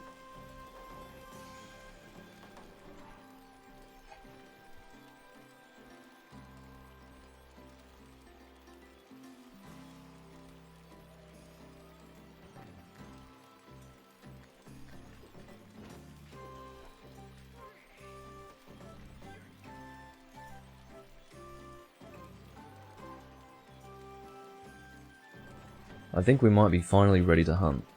That would be nice, wouldn't it? Hello, Tech, and oh, sorry, I have not been reading the chat for a while. I apologize for that. Hello, Sabateo.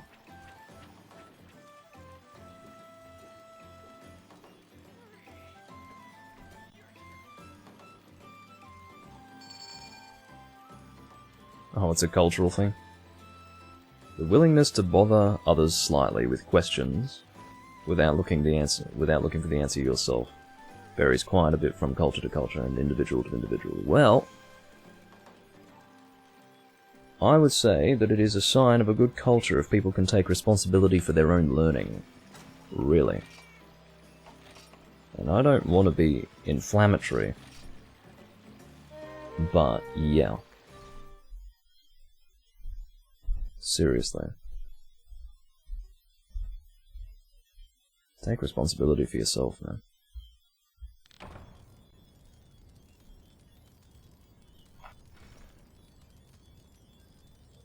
Don't know what my emulator was just doing something weird. We're under control. And we're ready to finally start fucking hunting. How good would that be? What I will do is, because I'm now slightly more reliant upon natural lighting, I'll make an adjustment to white balancing, which hopefully has made me look a little bit less grey. That's what I hope.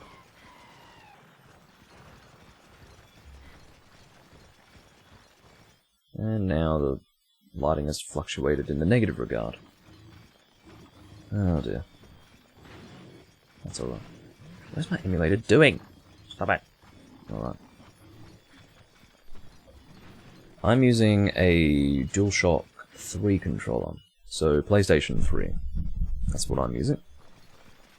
I was using a PS4 controller in the past, but because modern controllers are apparently manufactured worse than older ones, the analog stick for that one started getting what I believe is referred to as stick drift within about 12 months of light use. So, yeah, I don't use that fucking thing anymore.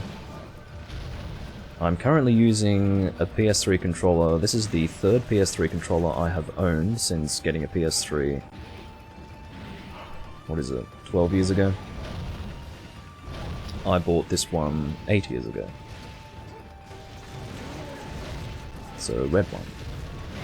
It's holding up fairly well. Nothing wrong with it. Admittedly, the original one I had, I don't think had anything wrong with it, really. But it didn't stick around. The second one that I got, I bought because it was a modded controller, but that started to have issues. And to fix it, I was physically smashing my controller on a table to try to fix it.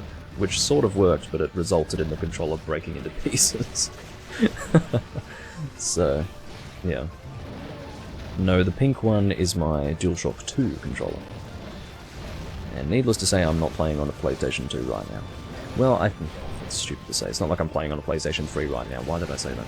The point is that if I've got a DualShock 3, it's better to just use that. Because this actually connects through USB, whereas DualShock 2 does not. I would actually have to get an adapter to adapt that controller to USB, which would be a bit of an annoying thing to do. You can see that I've made a lighting adjustment to my webcam that has resulted in poor lighting because it was previously extremely fucking bright, and now it's not as bright, so I'm going to have to make another adjustment at the end of this hunt. I hope you can appreciate the misery that I endure. Speaking of misery, I'm actually going to have to farcast because I'm getting a call, so if you guys could be patient with me, I'll be back in a moment.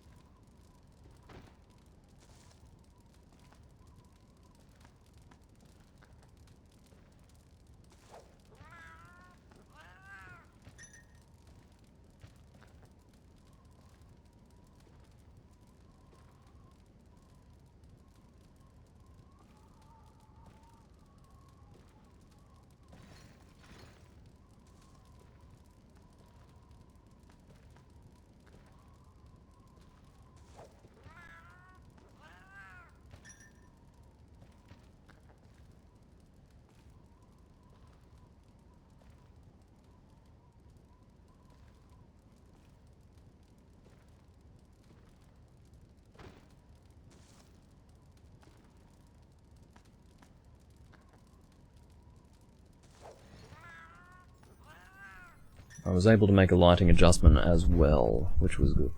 I swear to you I'm not leeching on this quest, by the way. I swear to you. This was not a calculated attempt to avoid needing to contribute to the Duramboros hunt. I've chosen to sacrifice the entertainment value of the recording so that I may get an easier, low-effort kill of a Duramboros. Yeah, go for it, Subatail. I started on Monster Hunter Freedom 1, but gave up before picking it back up later and moving on to Freedom Unite. I've played World and didn't like it. That's what I like to hear. It didn't feel like Monster Hunter to me. You would be correct. I currently play Monster Hunter Generations Ultimate after a rather long hiatus, and I very much like it. Well, you know what? You're going to fit in nicely around here. Because your experience is very similar to mine, and yeah. Most conversations appertaining to the different iterations of the series usually are based on my experience and what I like. So, yeah. There's to be no discussion of 5th generation Monster Hunter. It doesn't exist. 5th generation Monster Hunter is a disgusting reboot of the series that serves no purpose other than to insult those who have played the series up until this point, and it will therefore not be a subject of conversation going forward. So there you go. Now, to resume the hunting, I'll continue to shoot the weak point. I can also shoot the horns if I would like to. That is another elemental weak point of the Duramboros. Not the head, but the horns, specifically. Look, I used to really like Duramboros when the game came out, but I'm not that into him anymore. I don't know what it is, but the novelty is worn off. I really liked the fact that he spun around. I thought that was pretty funny. And he also had a Devil Joe-esque moveset, in that he actually does the side-to-side swinging of the head. I thought that was cool. But outside of that, yeah. He's kind of annoying to fight because he has a lot of health, and I also don't like that he is tail-focused. I think it's good as a game design. Well, referring to how he is designed as a monster, I think it is good that he's tail-focused. It's unique, and it's different, and it spices up the game. But as a player, I find it annoying, so yeah. Not a huge Duramboros fan personally, not these days. I was a starry-eyed 2nd gen player when this game came out. Well, not really, I had started in 2nd gen, but was neck deep into Try by the time this game came out, but I was very excited to see everything that was being brought to the series through this game.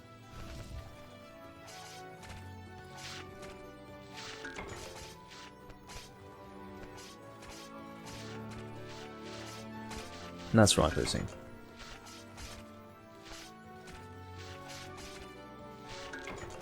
It's really funny. The funny thing about Hunsterverse, and I talked about this a period of time ago, it's a little bit... It's not quite the same now. It still feels this way, but it used to really be the case in the past. Hunsterverse is like going in the past. It's like it's actually a time machine. It's as if Portable Third is the newest Monster Hunter game. It's incredible. Everyone's talking about how they don't like Portable Third because of how modern it is and whatever else, and I'm thinking, man, it's like I've just taken a time machine back to 2010 and we're all playing 1st and 2nd gen Monster Hunter and comparing it to 3rd gen. I love it. I love that. Now, it's become less that way because I think as of the COVID lockdown of 2020, more people started joining the server, and so you have a bit more of a... There's a wider spectrum of people, which has led to 5th gen players, not actual people who started in 5th gen, but people who actually are willing to play 5th gen, joining the server and contributing to conversation, which inevitably leads to comparisons being drawn between these games and 5th generation, which is repulsive, but unavoidable, sadly. But in the past it was absolutely the case that it was almost never discussed. You know, 4th and 5th generation just was not discussed. Didn't exist.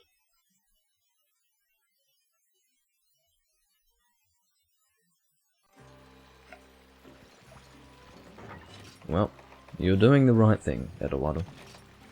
Starting in World is not necessarily a bad thing, but if you choose to play that and nothing else, then it is absolutely a bad thing. Also, I always bring Farcasters for that very reason.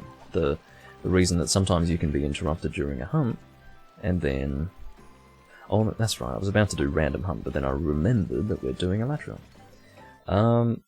But yeah, like sometimes something will come up and you need to get out of the hunt as quickly as possible. That's what the Farcaster is for.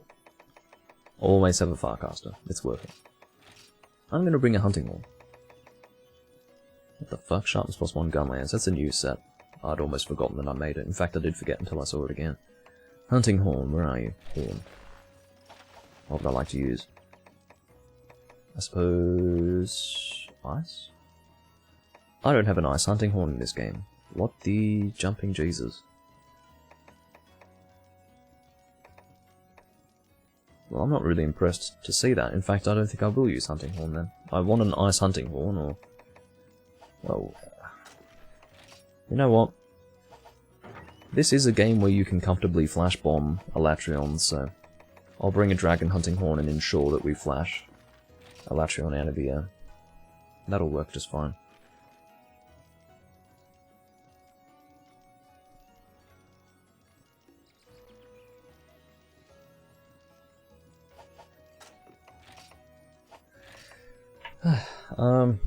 What are my songs? Attack boost large, knockback protection, melody durations extended. This is a good Hunting Horn. I like it.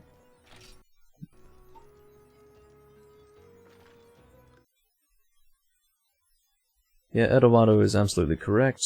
Portable 30 isn't better than Freedom Unite and vice versa. They're different games and feel quite different, but they are still the same at heart. That's how he phrases it. Fundamentally, they are the same. They come from the same spirit. They come from the same inspiration. They, in my opinion, both deliver on the essence and spirit of Monster Hunter. Whereas 5th generation doesn't have that. The spirit of Monster Hunter is dead. 5th generation is a reboot. So, yeah, very different, but not Monster Hunter. So, that's the way I look at it.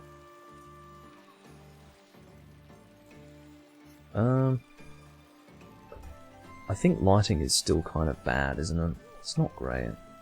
Look, I'm not going to bother myself over it anymore. Let's do some Elatrion. I promised 6 that we would do Elatrion, so I shall do it.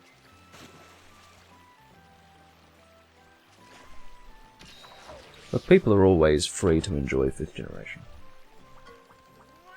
I have definitely been of the opinion that people who like 5th generation only serve to give it life. They perpetuate the destruction of the series by enjoying it. Because, obviously, if everyone hated it, it wouldn't continue. It would return to the way it was. They would evolve it in a different way. But you can't control people's preferences. People are allowed to like what they like. So, I just have to separate myself from that.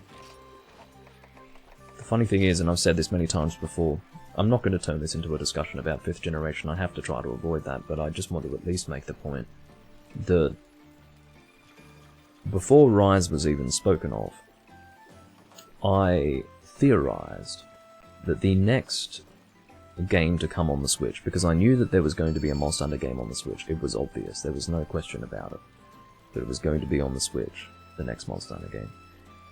Or at the very least that there was going to be another one on that system. I had theorized that it was going to be very similar to what one would experience in Frontier. I was expecting Frontier to make its way to the mainline games, and the reason why is because of how similar Generations Ultimate is to Frontier in many respects. It's got styles which are from Frontier, it's just... the whole feeling of Generations Ultimate is going in a Frontier direction. So I felt that we were basically going to be experiencing that. But it didn't happen. Instead, they chose to not even make it ultra anime, they just made it fucking generic, is what they did with it. They turned it into a generic RPG. Or action RPG, whatever you want to call it. The complexities of Monster Hunter were stripped away for the benefit of new players. That's what happened with Rise, and my disappointment was immeasurable in that regard.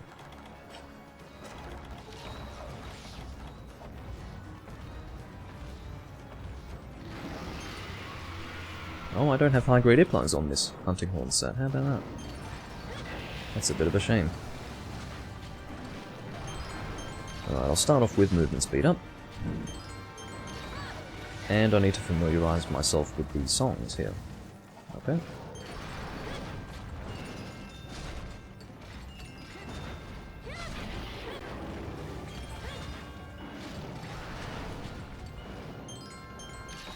I do like the way this Hunting Horn looks when it plays songs. Look at it. That's pretty cool. It's a disc-shaped music box. I like that. Knockback protection. And then you want to play Melody Effects Extended at the end. how it works is it actually extends the effects of all songs currently in effect. I used to think it worked a little differently to that, and I don't care to explain my misunderstanding. There we go. So now that will work rather well.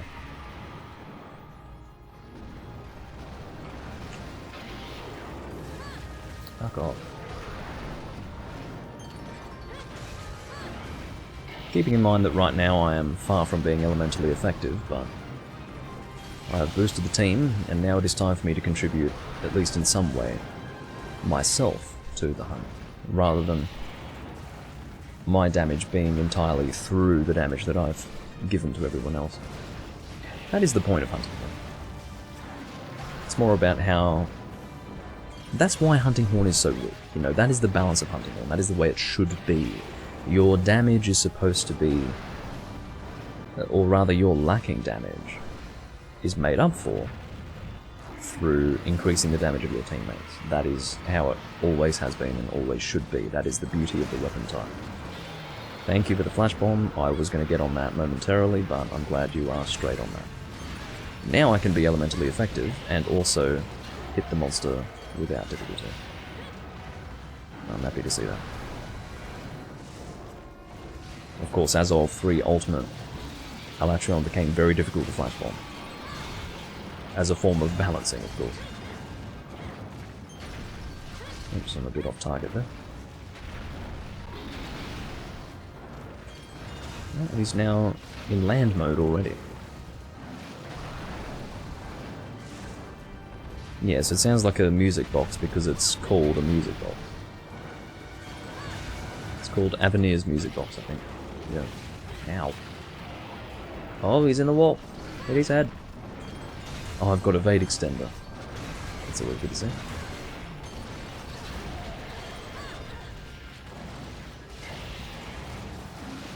There was a bit of an old wives' tale going around in Monster Hunter Tri that if you let Alatreon's horns go into the wall, it would reduce the chances of Sky Piercers dropping. I'm pretty sure that wasn't true, but everyone said it. Everyone said that, not everyone, but it was almost common knowledge in the game.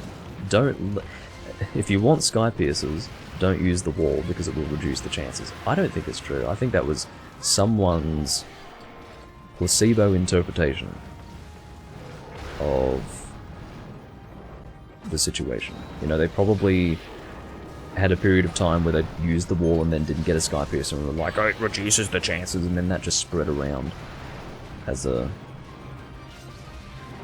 universally accepted fact. And I believed it. It was long after the game actually ceased existing as an online game that I thought about it and realised, you know, that's probably bullshit. I haven't seen any other situation in the game series where that's been the case. It seemed illogical to me, and yeah. I think it is time to give everyone their songs again. Whoops. I'm glad I was out of range of that.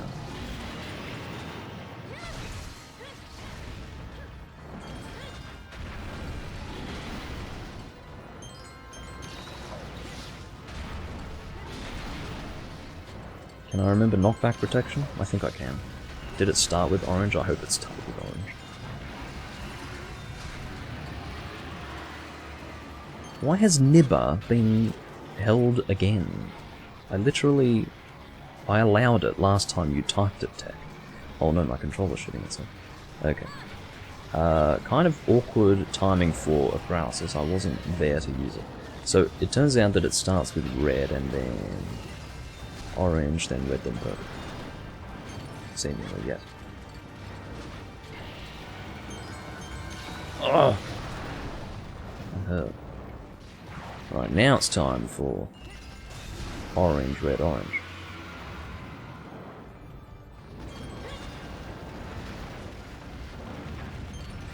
Don't... fucking ass. Yeah, I'm just pressing the wrong buttons.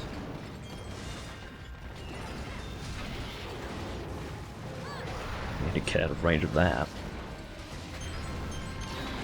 Alright. So,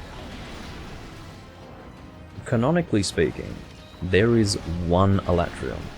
Any monster that has a set size, and Elatrion... Very nicely done. Oh, that's rare.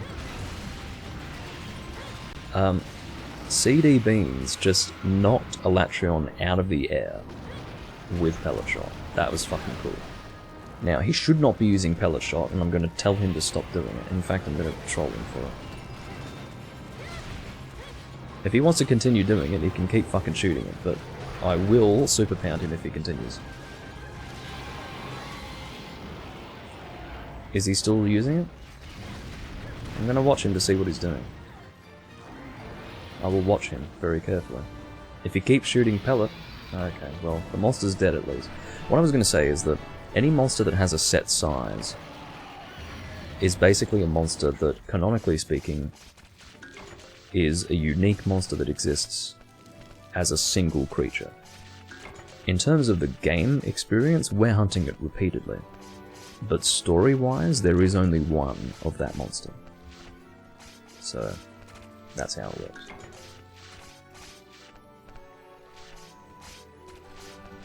That's why there's no size variance. And Elatrion is one of those monsters that just has one size. I think I can show that here. So see how you've just got a bunch of hyphens within the parentheses? And then you've got... Oh no, excuse me, that is to reflect the fact that you can't capture it. There is no largest or smallest here. It's because there is only one of that monster. But as a function of the game, we can hunt it multiple times.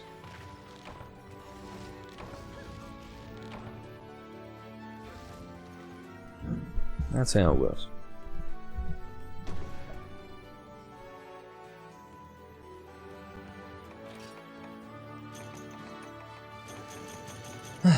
I shouldn't have to tell this guy, but I'm going to. It's fucking stupid, but oh, hold on, I need to fix my chroma key, I think. I sure do. Yeah, as long as it doesn't mess up my appearance in any way. Okay.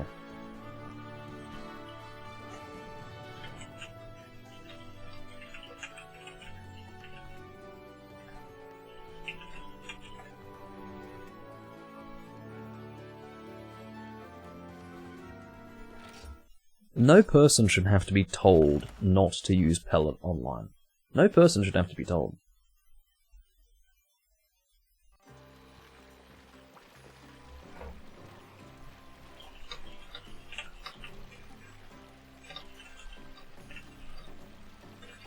I'm gonna lay into him. I'm sorry, I have to.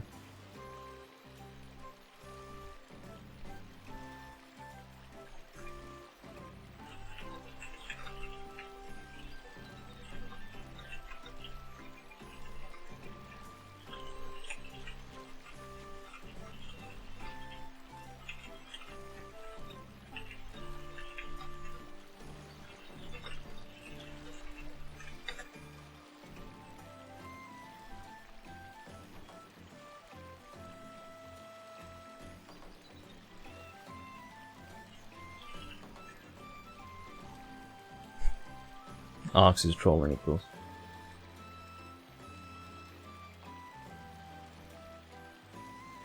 Anyway.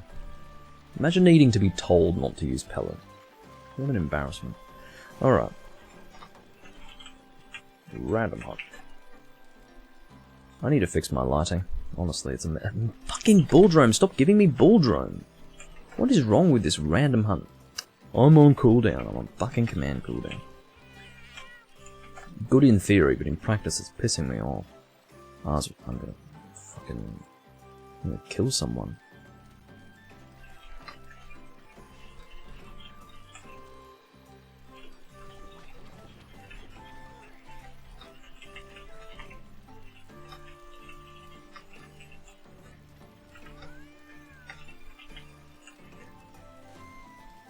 Alright, Black Tigrex, very well. Tigrex, I'm trying to force myself to call him Tigrex. That's the correct pronunciation. I'm not American. Shouldn't be saying Tigrex. I'll be back in a moment. I'm just going to fix my lighting a little bit.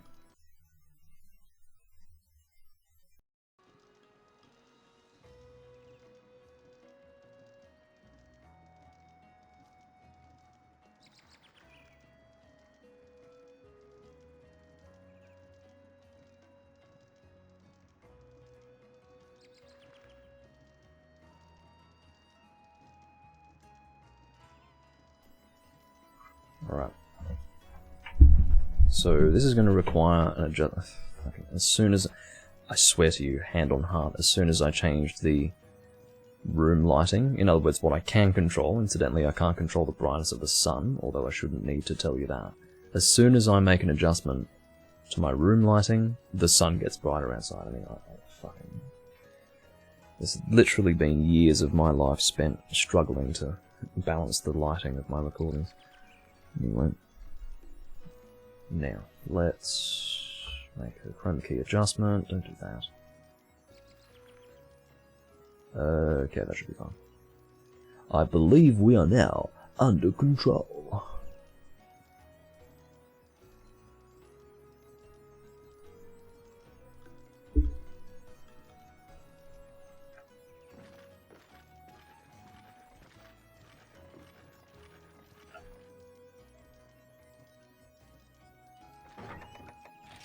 Alrighty. What am I doing with myself? We're fighting... What are we fighting? Shit. Black Tigrex. Tigrex! Okay. So I previously used the bamboo gunlets, so... I'll use longsword. I'm never using longsword. Well, I do occasionally use it, but not frequently. We'll use the barbarian shark. It's taken me back to try.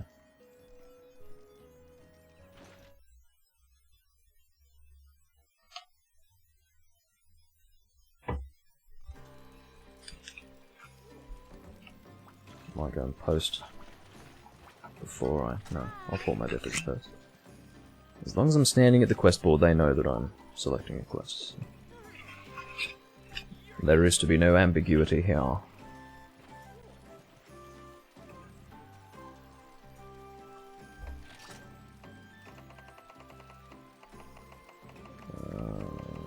Here we go. Here we go. Longsword. Hey Tech, I'm pretending to be you. Look, I'm Tech, everyone. I've got a longsword.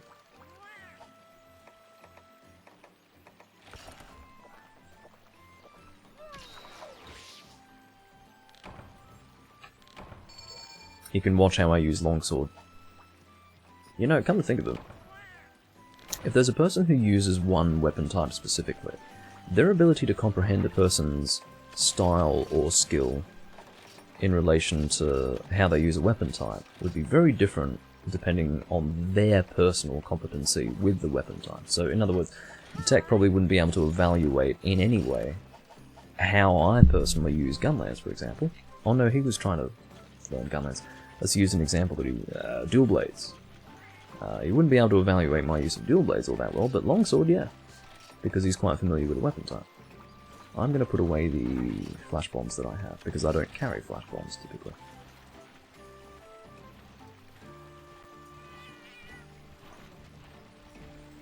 I sort of understand your point, Subatail, but I don't personally think that the hitbox of Plesioth in 2nd gen was appropriate.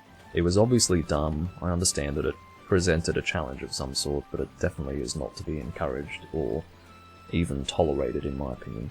The Plesioth hip check was perfectly fine, hitbox-wise, in 1st generation. That generation of Monster Hunter was utterly broken. And yet, the Plesioth hip check was fine. So, if it goes from being fine to fucked, and then to fine again, it means the fucked one should be abolished. So, that's the way I look at it.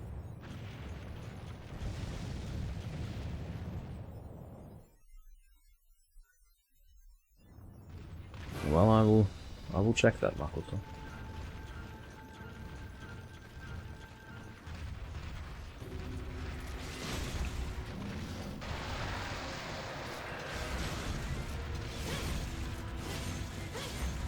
Can I get out of range? Sure can.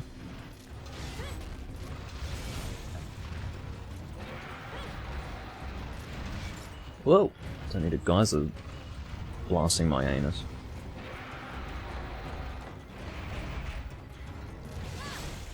Yeah, pro longsword moves featuring me. I think I just saw a failed paintball attempt. It just sort of sailed past me.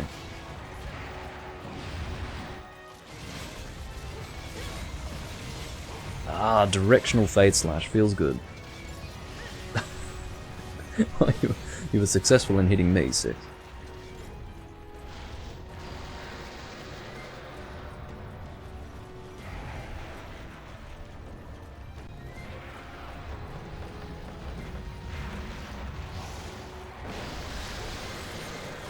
Actually, I shouldn't prolong the combo, I should get to white as fast as possible.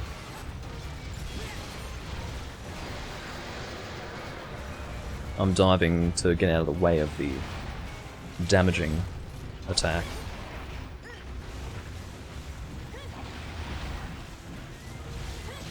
By sex, do you mean switch axe? I'm trying to interpret the garbage that is being typed by you right now, Eduardo.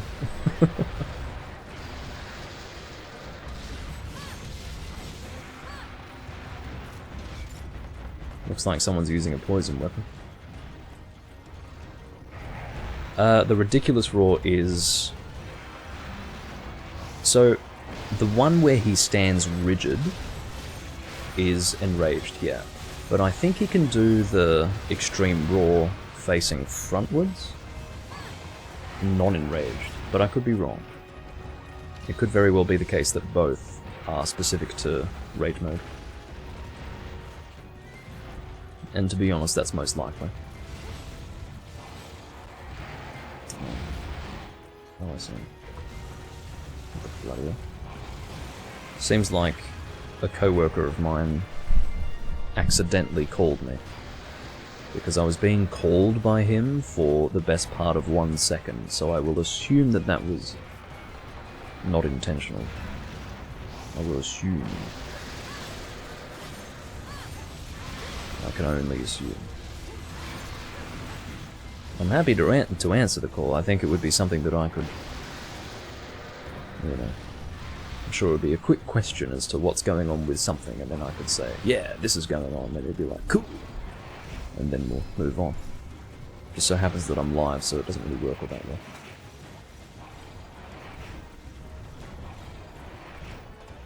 Can you get out of the lava, you stupid creature? Okay, he's calling me. I'll be back in a moment. I don't have to answer him, but I feel like I should.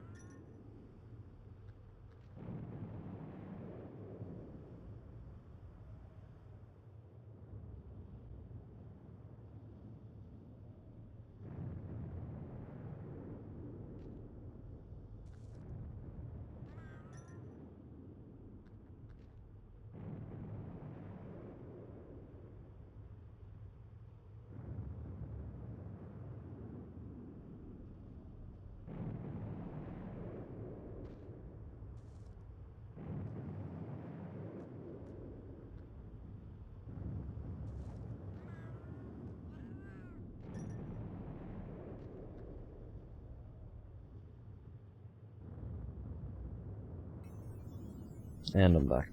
I had an idea as to what he was trying to call me about anyway. I'm a good employee. What can I say? Yes, it is Saturday morning, you are correct. He's working though, and I'm not. Alright, let's get back to the hunt. Again, this is why I bring Farcasters, ladies and gentlemen. There should be no question as to why I bring them. They are very convenient. I've actually said this many times. Oh. I don't think I'll miss out on carves. I think I can get there in time to carve. I'm not a leecher, I swear. But, yeah. Farcasters are just so helpful to have. Because you don't know when you're going to be in this situation where you suddenly need to be at camp, away from the hunt.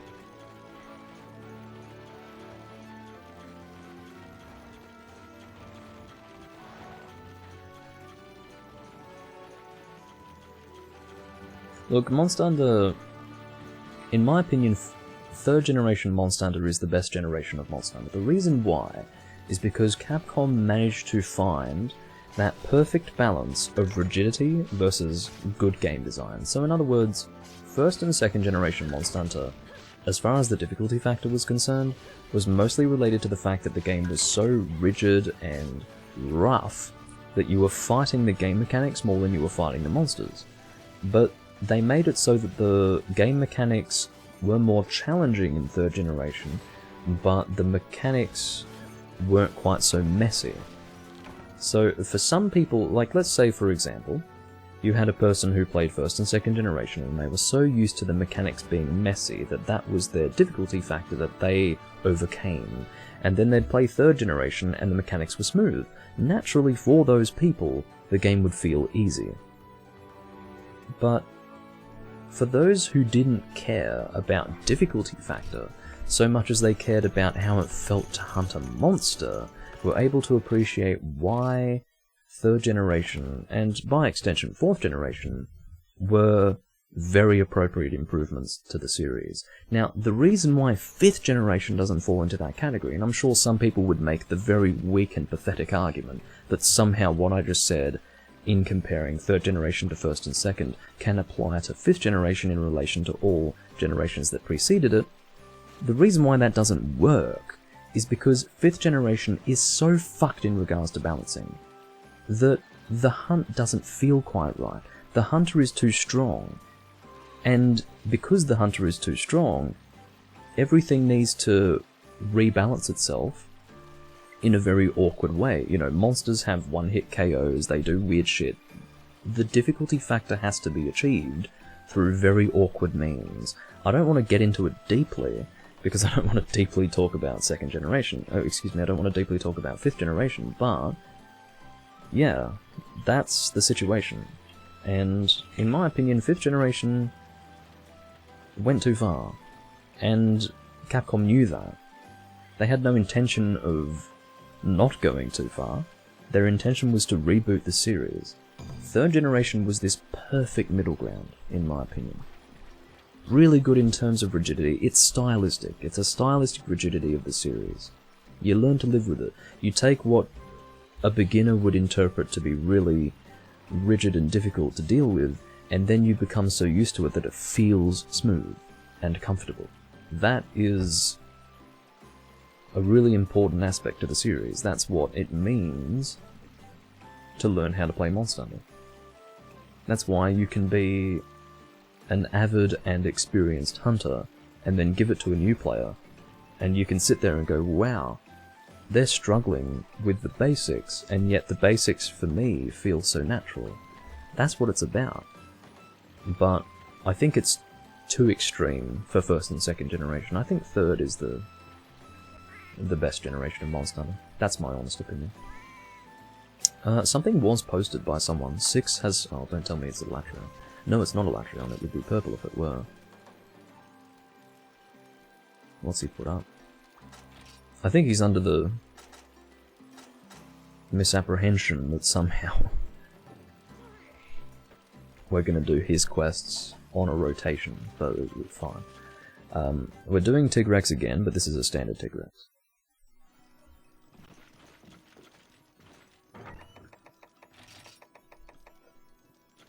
I didn't really finish the point about how I thought Frontier was going to be the future of mainline Monster Hunter on the Switch.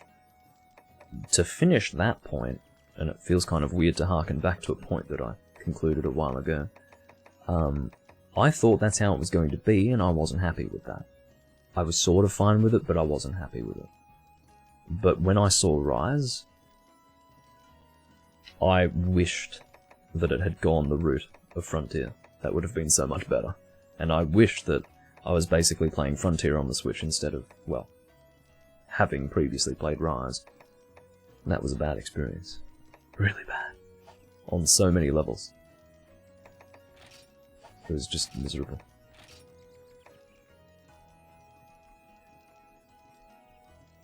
That's absolutely right. They didn't just cater to Western audiences, which they certainly did. In fact, no, what I would say is that World is what catered to... We can refer to 5th generation in a generic sense to refer to intricacies of the series being simplified, but in terms of Western versus Japanese, it would be appropriate to say that World is the really westernized game, and Rise is the less westernized version.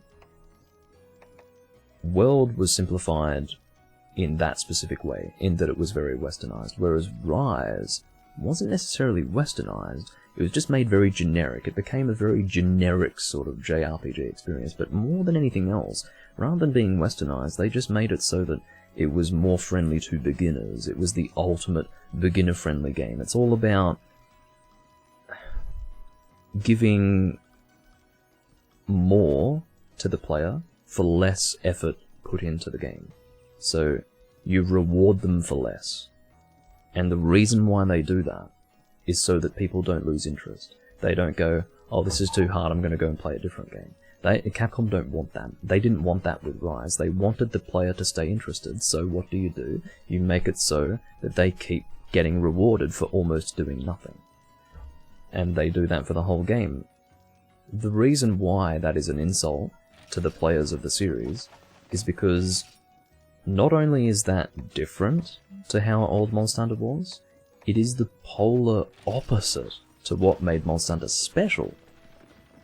So if you strip Monster Hunter of that uniqueness and of that identity, you've basically created a hollow shell that sort of looks like Monster Hunter, but is actually little more than an insult.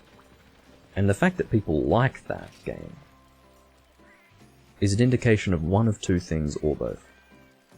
The first would be that they haven't played an older game and don't know what the fuck a good Monster Hunter game is, or even what a Monster Hunter game is, I would amend. And furthermore, as a second point, if they did play the older games, they had such a shallow experience that they don't actually know what Monster Hunter was. And so they play Rise and they're like, this is fine, this is great, I'm flying around. I've got a wire bug, this is fun. I'm riding a dog. You know, that's how shallow their experience with Monster Hunter was prior to that point. So they find Rise to be fun. That's the way I look at it. Now that's pretty unfair, I'm sure some would feel, but that's the only way I can interpret it. I mean, you can always say that it's always subjective, I guess, but there is informed opinion and uninformed opinion. And some people have a greater depth to their analyses than other people. Some people will take a very cursory level analysis and then ride with that. And then other people will actually analyze it properly. I mean, it's... one person's opinion is not necessarily equal to another person's. The grey area is how you determine whose opinion's better than someone else's. That's the grey area, in my opinion. But I guess maybe that's the same thing. I'm not sure. It depends on how you look at it.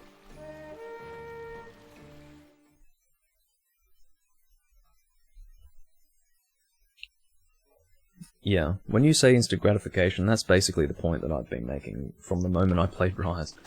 It is the idea that the modern generation of gamers is all about instant gratification, and Monster Hunter is not about that. It is the opposite. The entire game series is based on working for your gratification. If you aren't doing the right thing, you could really tell you're not doing the right thing. The game will punish you terribly for doing the wrong thing. Whereas it started to change in 5th generation. It doesn't feel like you're doing the wrong thing. So how do you learn? How do you learn to do the right thing if you're not being beaten about the head for making mistakes? It's just a more basic experience. That is not an evolution of the series. This is the sad thing. People will play 5th generation and actually think it's an evolution. It's not. In some respects, yes. The graphics are getting better, the animations are nicer looking, the weapons in certain respects are getting better, yeah. But the fundamental aspects of the series are actually being watered down. So, and there are literally two types of people in this world. The people who get that, and the people who don't get that. That's it. Some people will get it, and then others, you can try to make them see it as much as you can. You can present arguments to them until the end of time. They won't understand it. They'll just be like, the game's fun, so it's good. So, that's it. That's really what it comes down to. I don't even find it fun, really. I get a little bit of enjoyment out of World. I put a lot of time into, well, 350 hours, which isn't much by Monster Hunter standards, for sure. But it was definitely enough time to make a very clear evaluation of what the game was. And I've talked about it many times before, but it felt like I was in an abusive relationship. I kept on coming back. I would stop playing the game out of sheer frustration for how bad it was, and then I'd keep coming back. I'd be like, well, you know, let's give it another chance. And I gave it another chance, over and over and over again. And every time, the game just ruined me, emotionally. I had a terrible experience with World for that reason. And as a matter of principle, I will never play it again.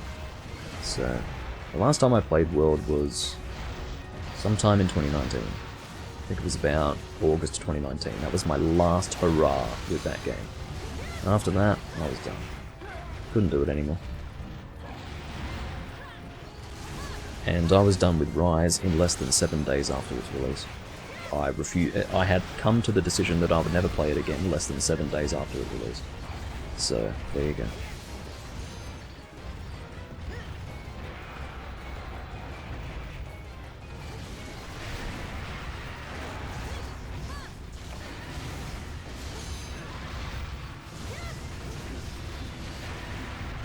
Might go for that head. But yeah, I don't really talk about 5th generation all that often. I will occasionally talk about it, and this would be an occasion where I have discussed it. I don't like doing it, but I do think it should be discussed occasionally, because you can't escape the fact that it exists, and I'd love to go back to a time in my life when there was no 5th generation Monster Hunter. You don't realise how amazing something is until it's gone. And it turns out that a world without 5th generation Monster Hunter was truly amazing. It was this comfortable world where I didn't have to worry about my favourite game series basically melting before my eyes while all these brainless people are going around saying, oh, the game's evolving, it's great, I love it. I want to play as Geralt. I love flying around with a wire bug. Like, life was better before those times.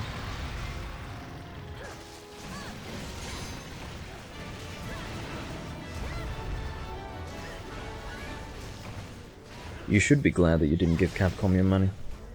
I don't regret buying Rise.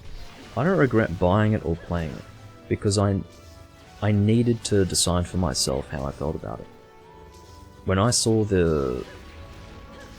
I didn't really expose myself to too much information about Rise before it came out, but I did play the demo.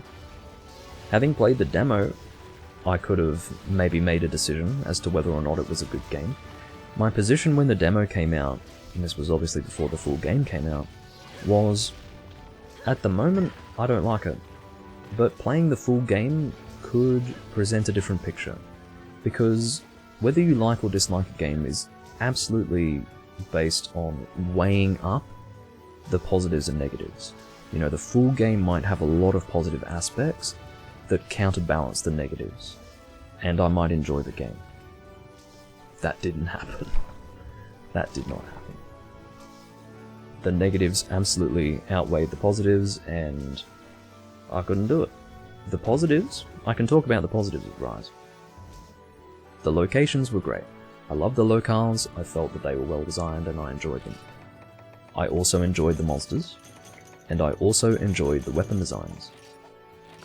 Now that should really speak to how much they fucked up the fundamentals of the series, in that those aspects, in my estimations, were well done, and yet I still couldn't play the game. Like, I actually refused to continue playing it. That's how much they fucked up the fundamental aspect of how Monster Hunter plays and how it feels. Everything else was fucked. Those things I mentioned were great, everything else was fucked. So, there you go.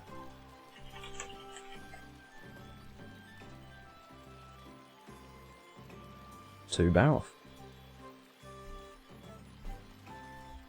I'll probably have this be my last hunt.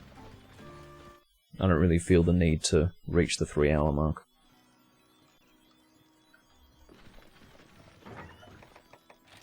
Well, you didn't have to buy it blind, you could have played the demo and then made a decision at that point. I didn't buy it blind, that's for sure. I bought it in the hope that, well look, Monster Hunter for me is such an important series that I had to try it for myself. I had to actually see how I felt about it, and yeah, I couldn't do it. So I am definitely of the opinion now. I mean, World was all it took for you to not buy Rise. For me, I needed Rise as well, because Rise could have been a different kettle of fish. It wasn't. It happened to not be. And so, now I'm not going to buy a new Monster Hunter game. The next Monster Hunter game to come out, I'm going to let other people tell me. People whose opinions that I trust, I'm going to let them evaluate the game and tell me how it is before I play it.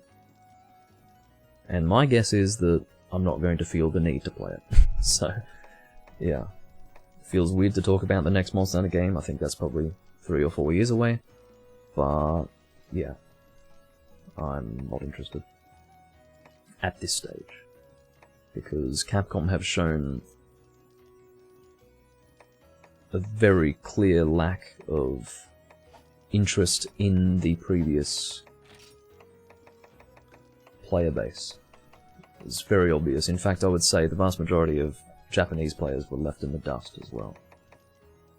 Although, you know, much like any other group of people, there are lots of people in the Japanese fan base who don't care, and they're just casual players. They haven't made an evaluation of what makes Monster Hunter special, and so they enjoy it too.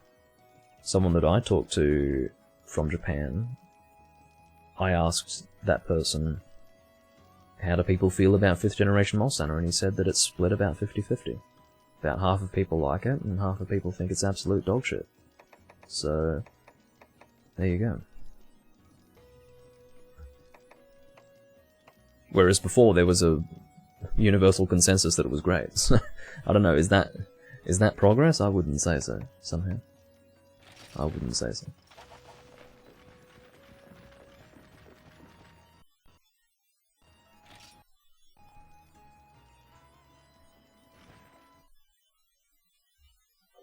True, Monster Hunter isn't a survival game.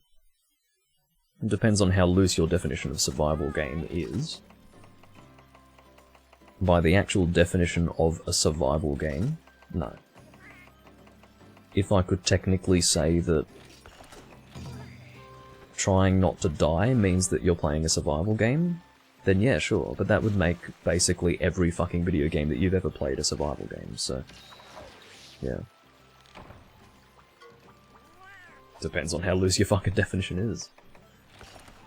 It'd be pretty dumb to call it a survival game.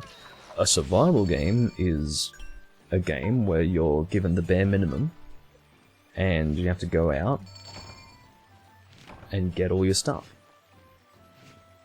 Basically, from the environment. That's not really Monster Hunter. Monster Hunter, you're getting money, you're buying stuff, you're building your character. But the definition of survival game can't be so loose that it includes Monster Hunter, because if it were that loose, it would include almost every other game in my opinion. Yeah. So, I don't really have my finger to the pulse when it comes to the Japanese sentiment towards the direction of the series, but if you agree with 50%, then I'll happily go with that.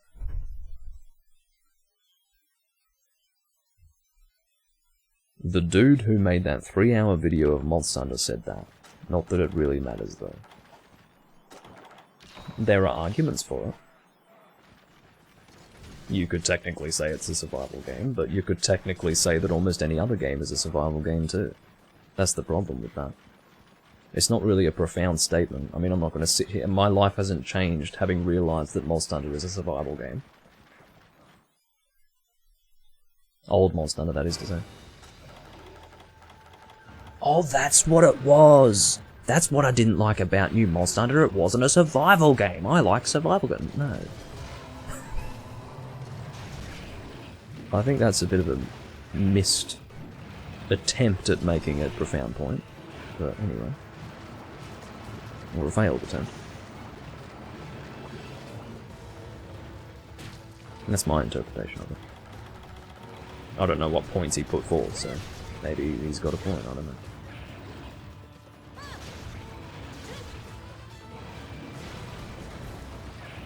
The Japanese player base always matters to Capcom. Just because Capcom targeted the Western audience for 5th generation doesn't mean the Japanese audience doesn't matter. If the Japanese players all came together and were like, this is absolute shit, Capcom would do something about it. They absolutely would. They're not that unpleasant of a company. They're absolutely unpleasant. Let there be no mistake, but... or no mistaking it. But... yeah.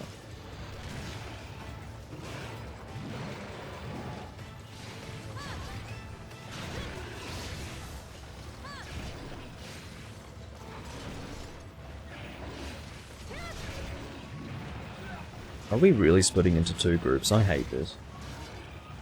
I suppose it's fine for barrels, but I prefer to hunt with 4 people if I've got a group of 4.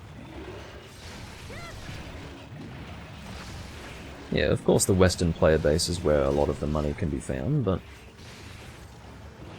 the last thing they would do is forsake their domestic market. They just wouldn't do it. They know that it would bite them in the arse in some way.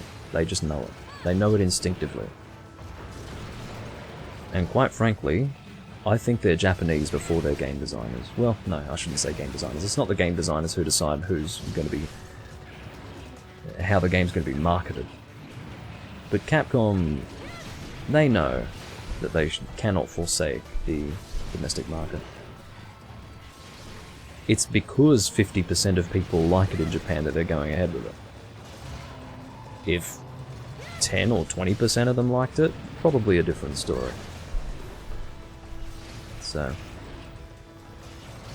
yeah.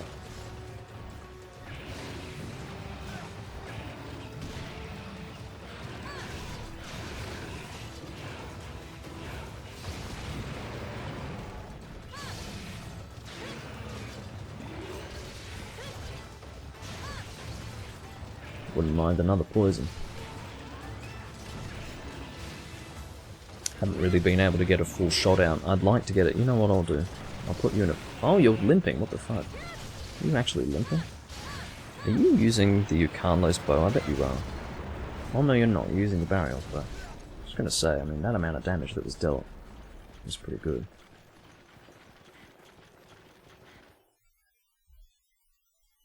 Remember when Capcom wouldn't make anything that wasn't Resident Evil? No. I mean, I guess, but not really.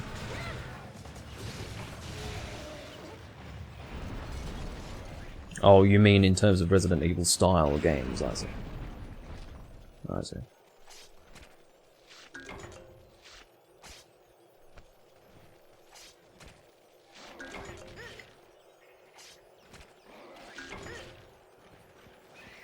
Well, that's that barrel dead, and then the other one's dead too. I'll just get my free carbs on the other one.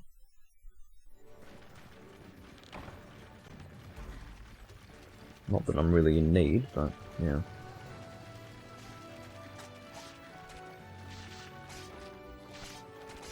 One thing that I don't like about Portable Third, and it must be something to do with the emulation, is that it doesn't... what's it called again? Some sort of filtering. I don't think it's anisotropic, it's something else. I know it's not anti-aliasing, like, it might be anisotropic filtering. Whatever it is, it's not consistent. It'll turn on and off and it needs to reactivate itself. It's just weird. So in other words, something will go from being pixelated to smooth, and it's constantly fluctuating between those two states of being, and I hate it. It bothers me.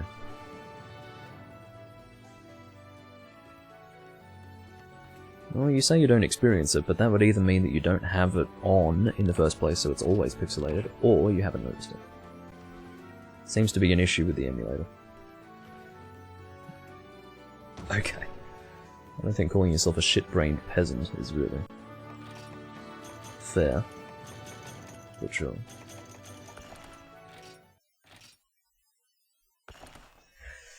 Alrighty, that's going to be all for me.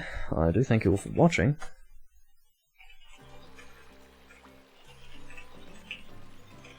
I'm done for now. If I do another recording today, it'll probably be a visual novel recording. I'm thinking of doing one today. We'll see how things go, but yeah, that would be on a different channel, not this one. It'll be Doomlink VMs, which is a channel that I have not actually uploaded to. And I'd be able to multi-stream with that one because I'm not affiliated on that Twitch account. So, there you go. I do thank you all for watching, and I'll see you next time. Hope you enjoyed this one, and I bid you all farewell. Bye-bye.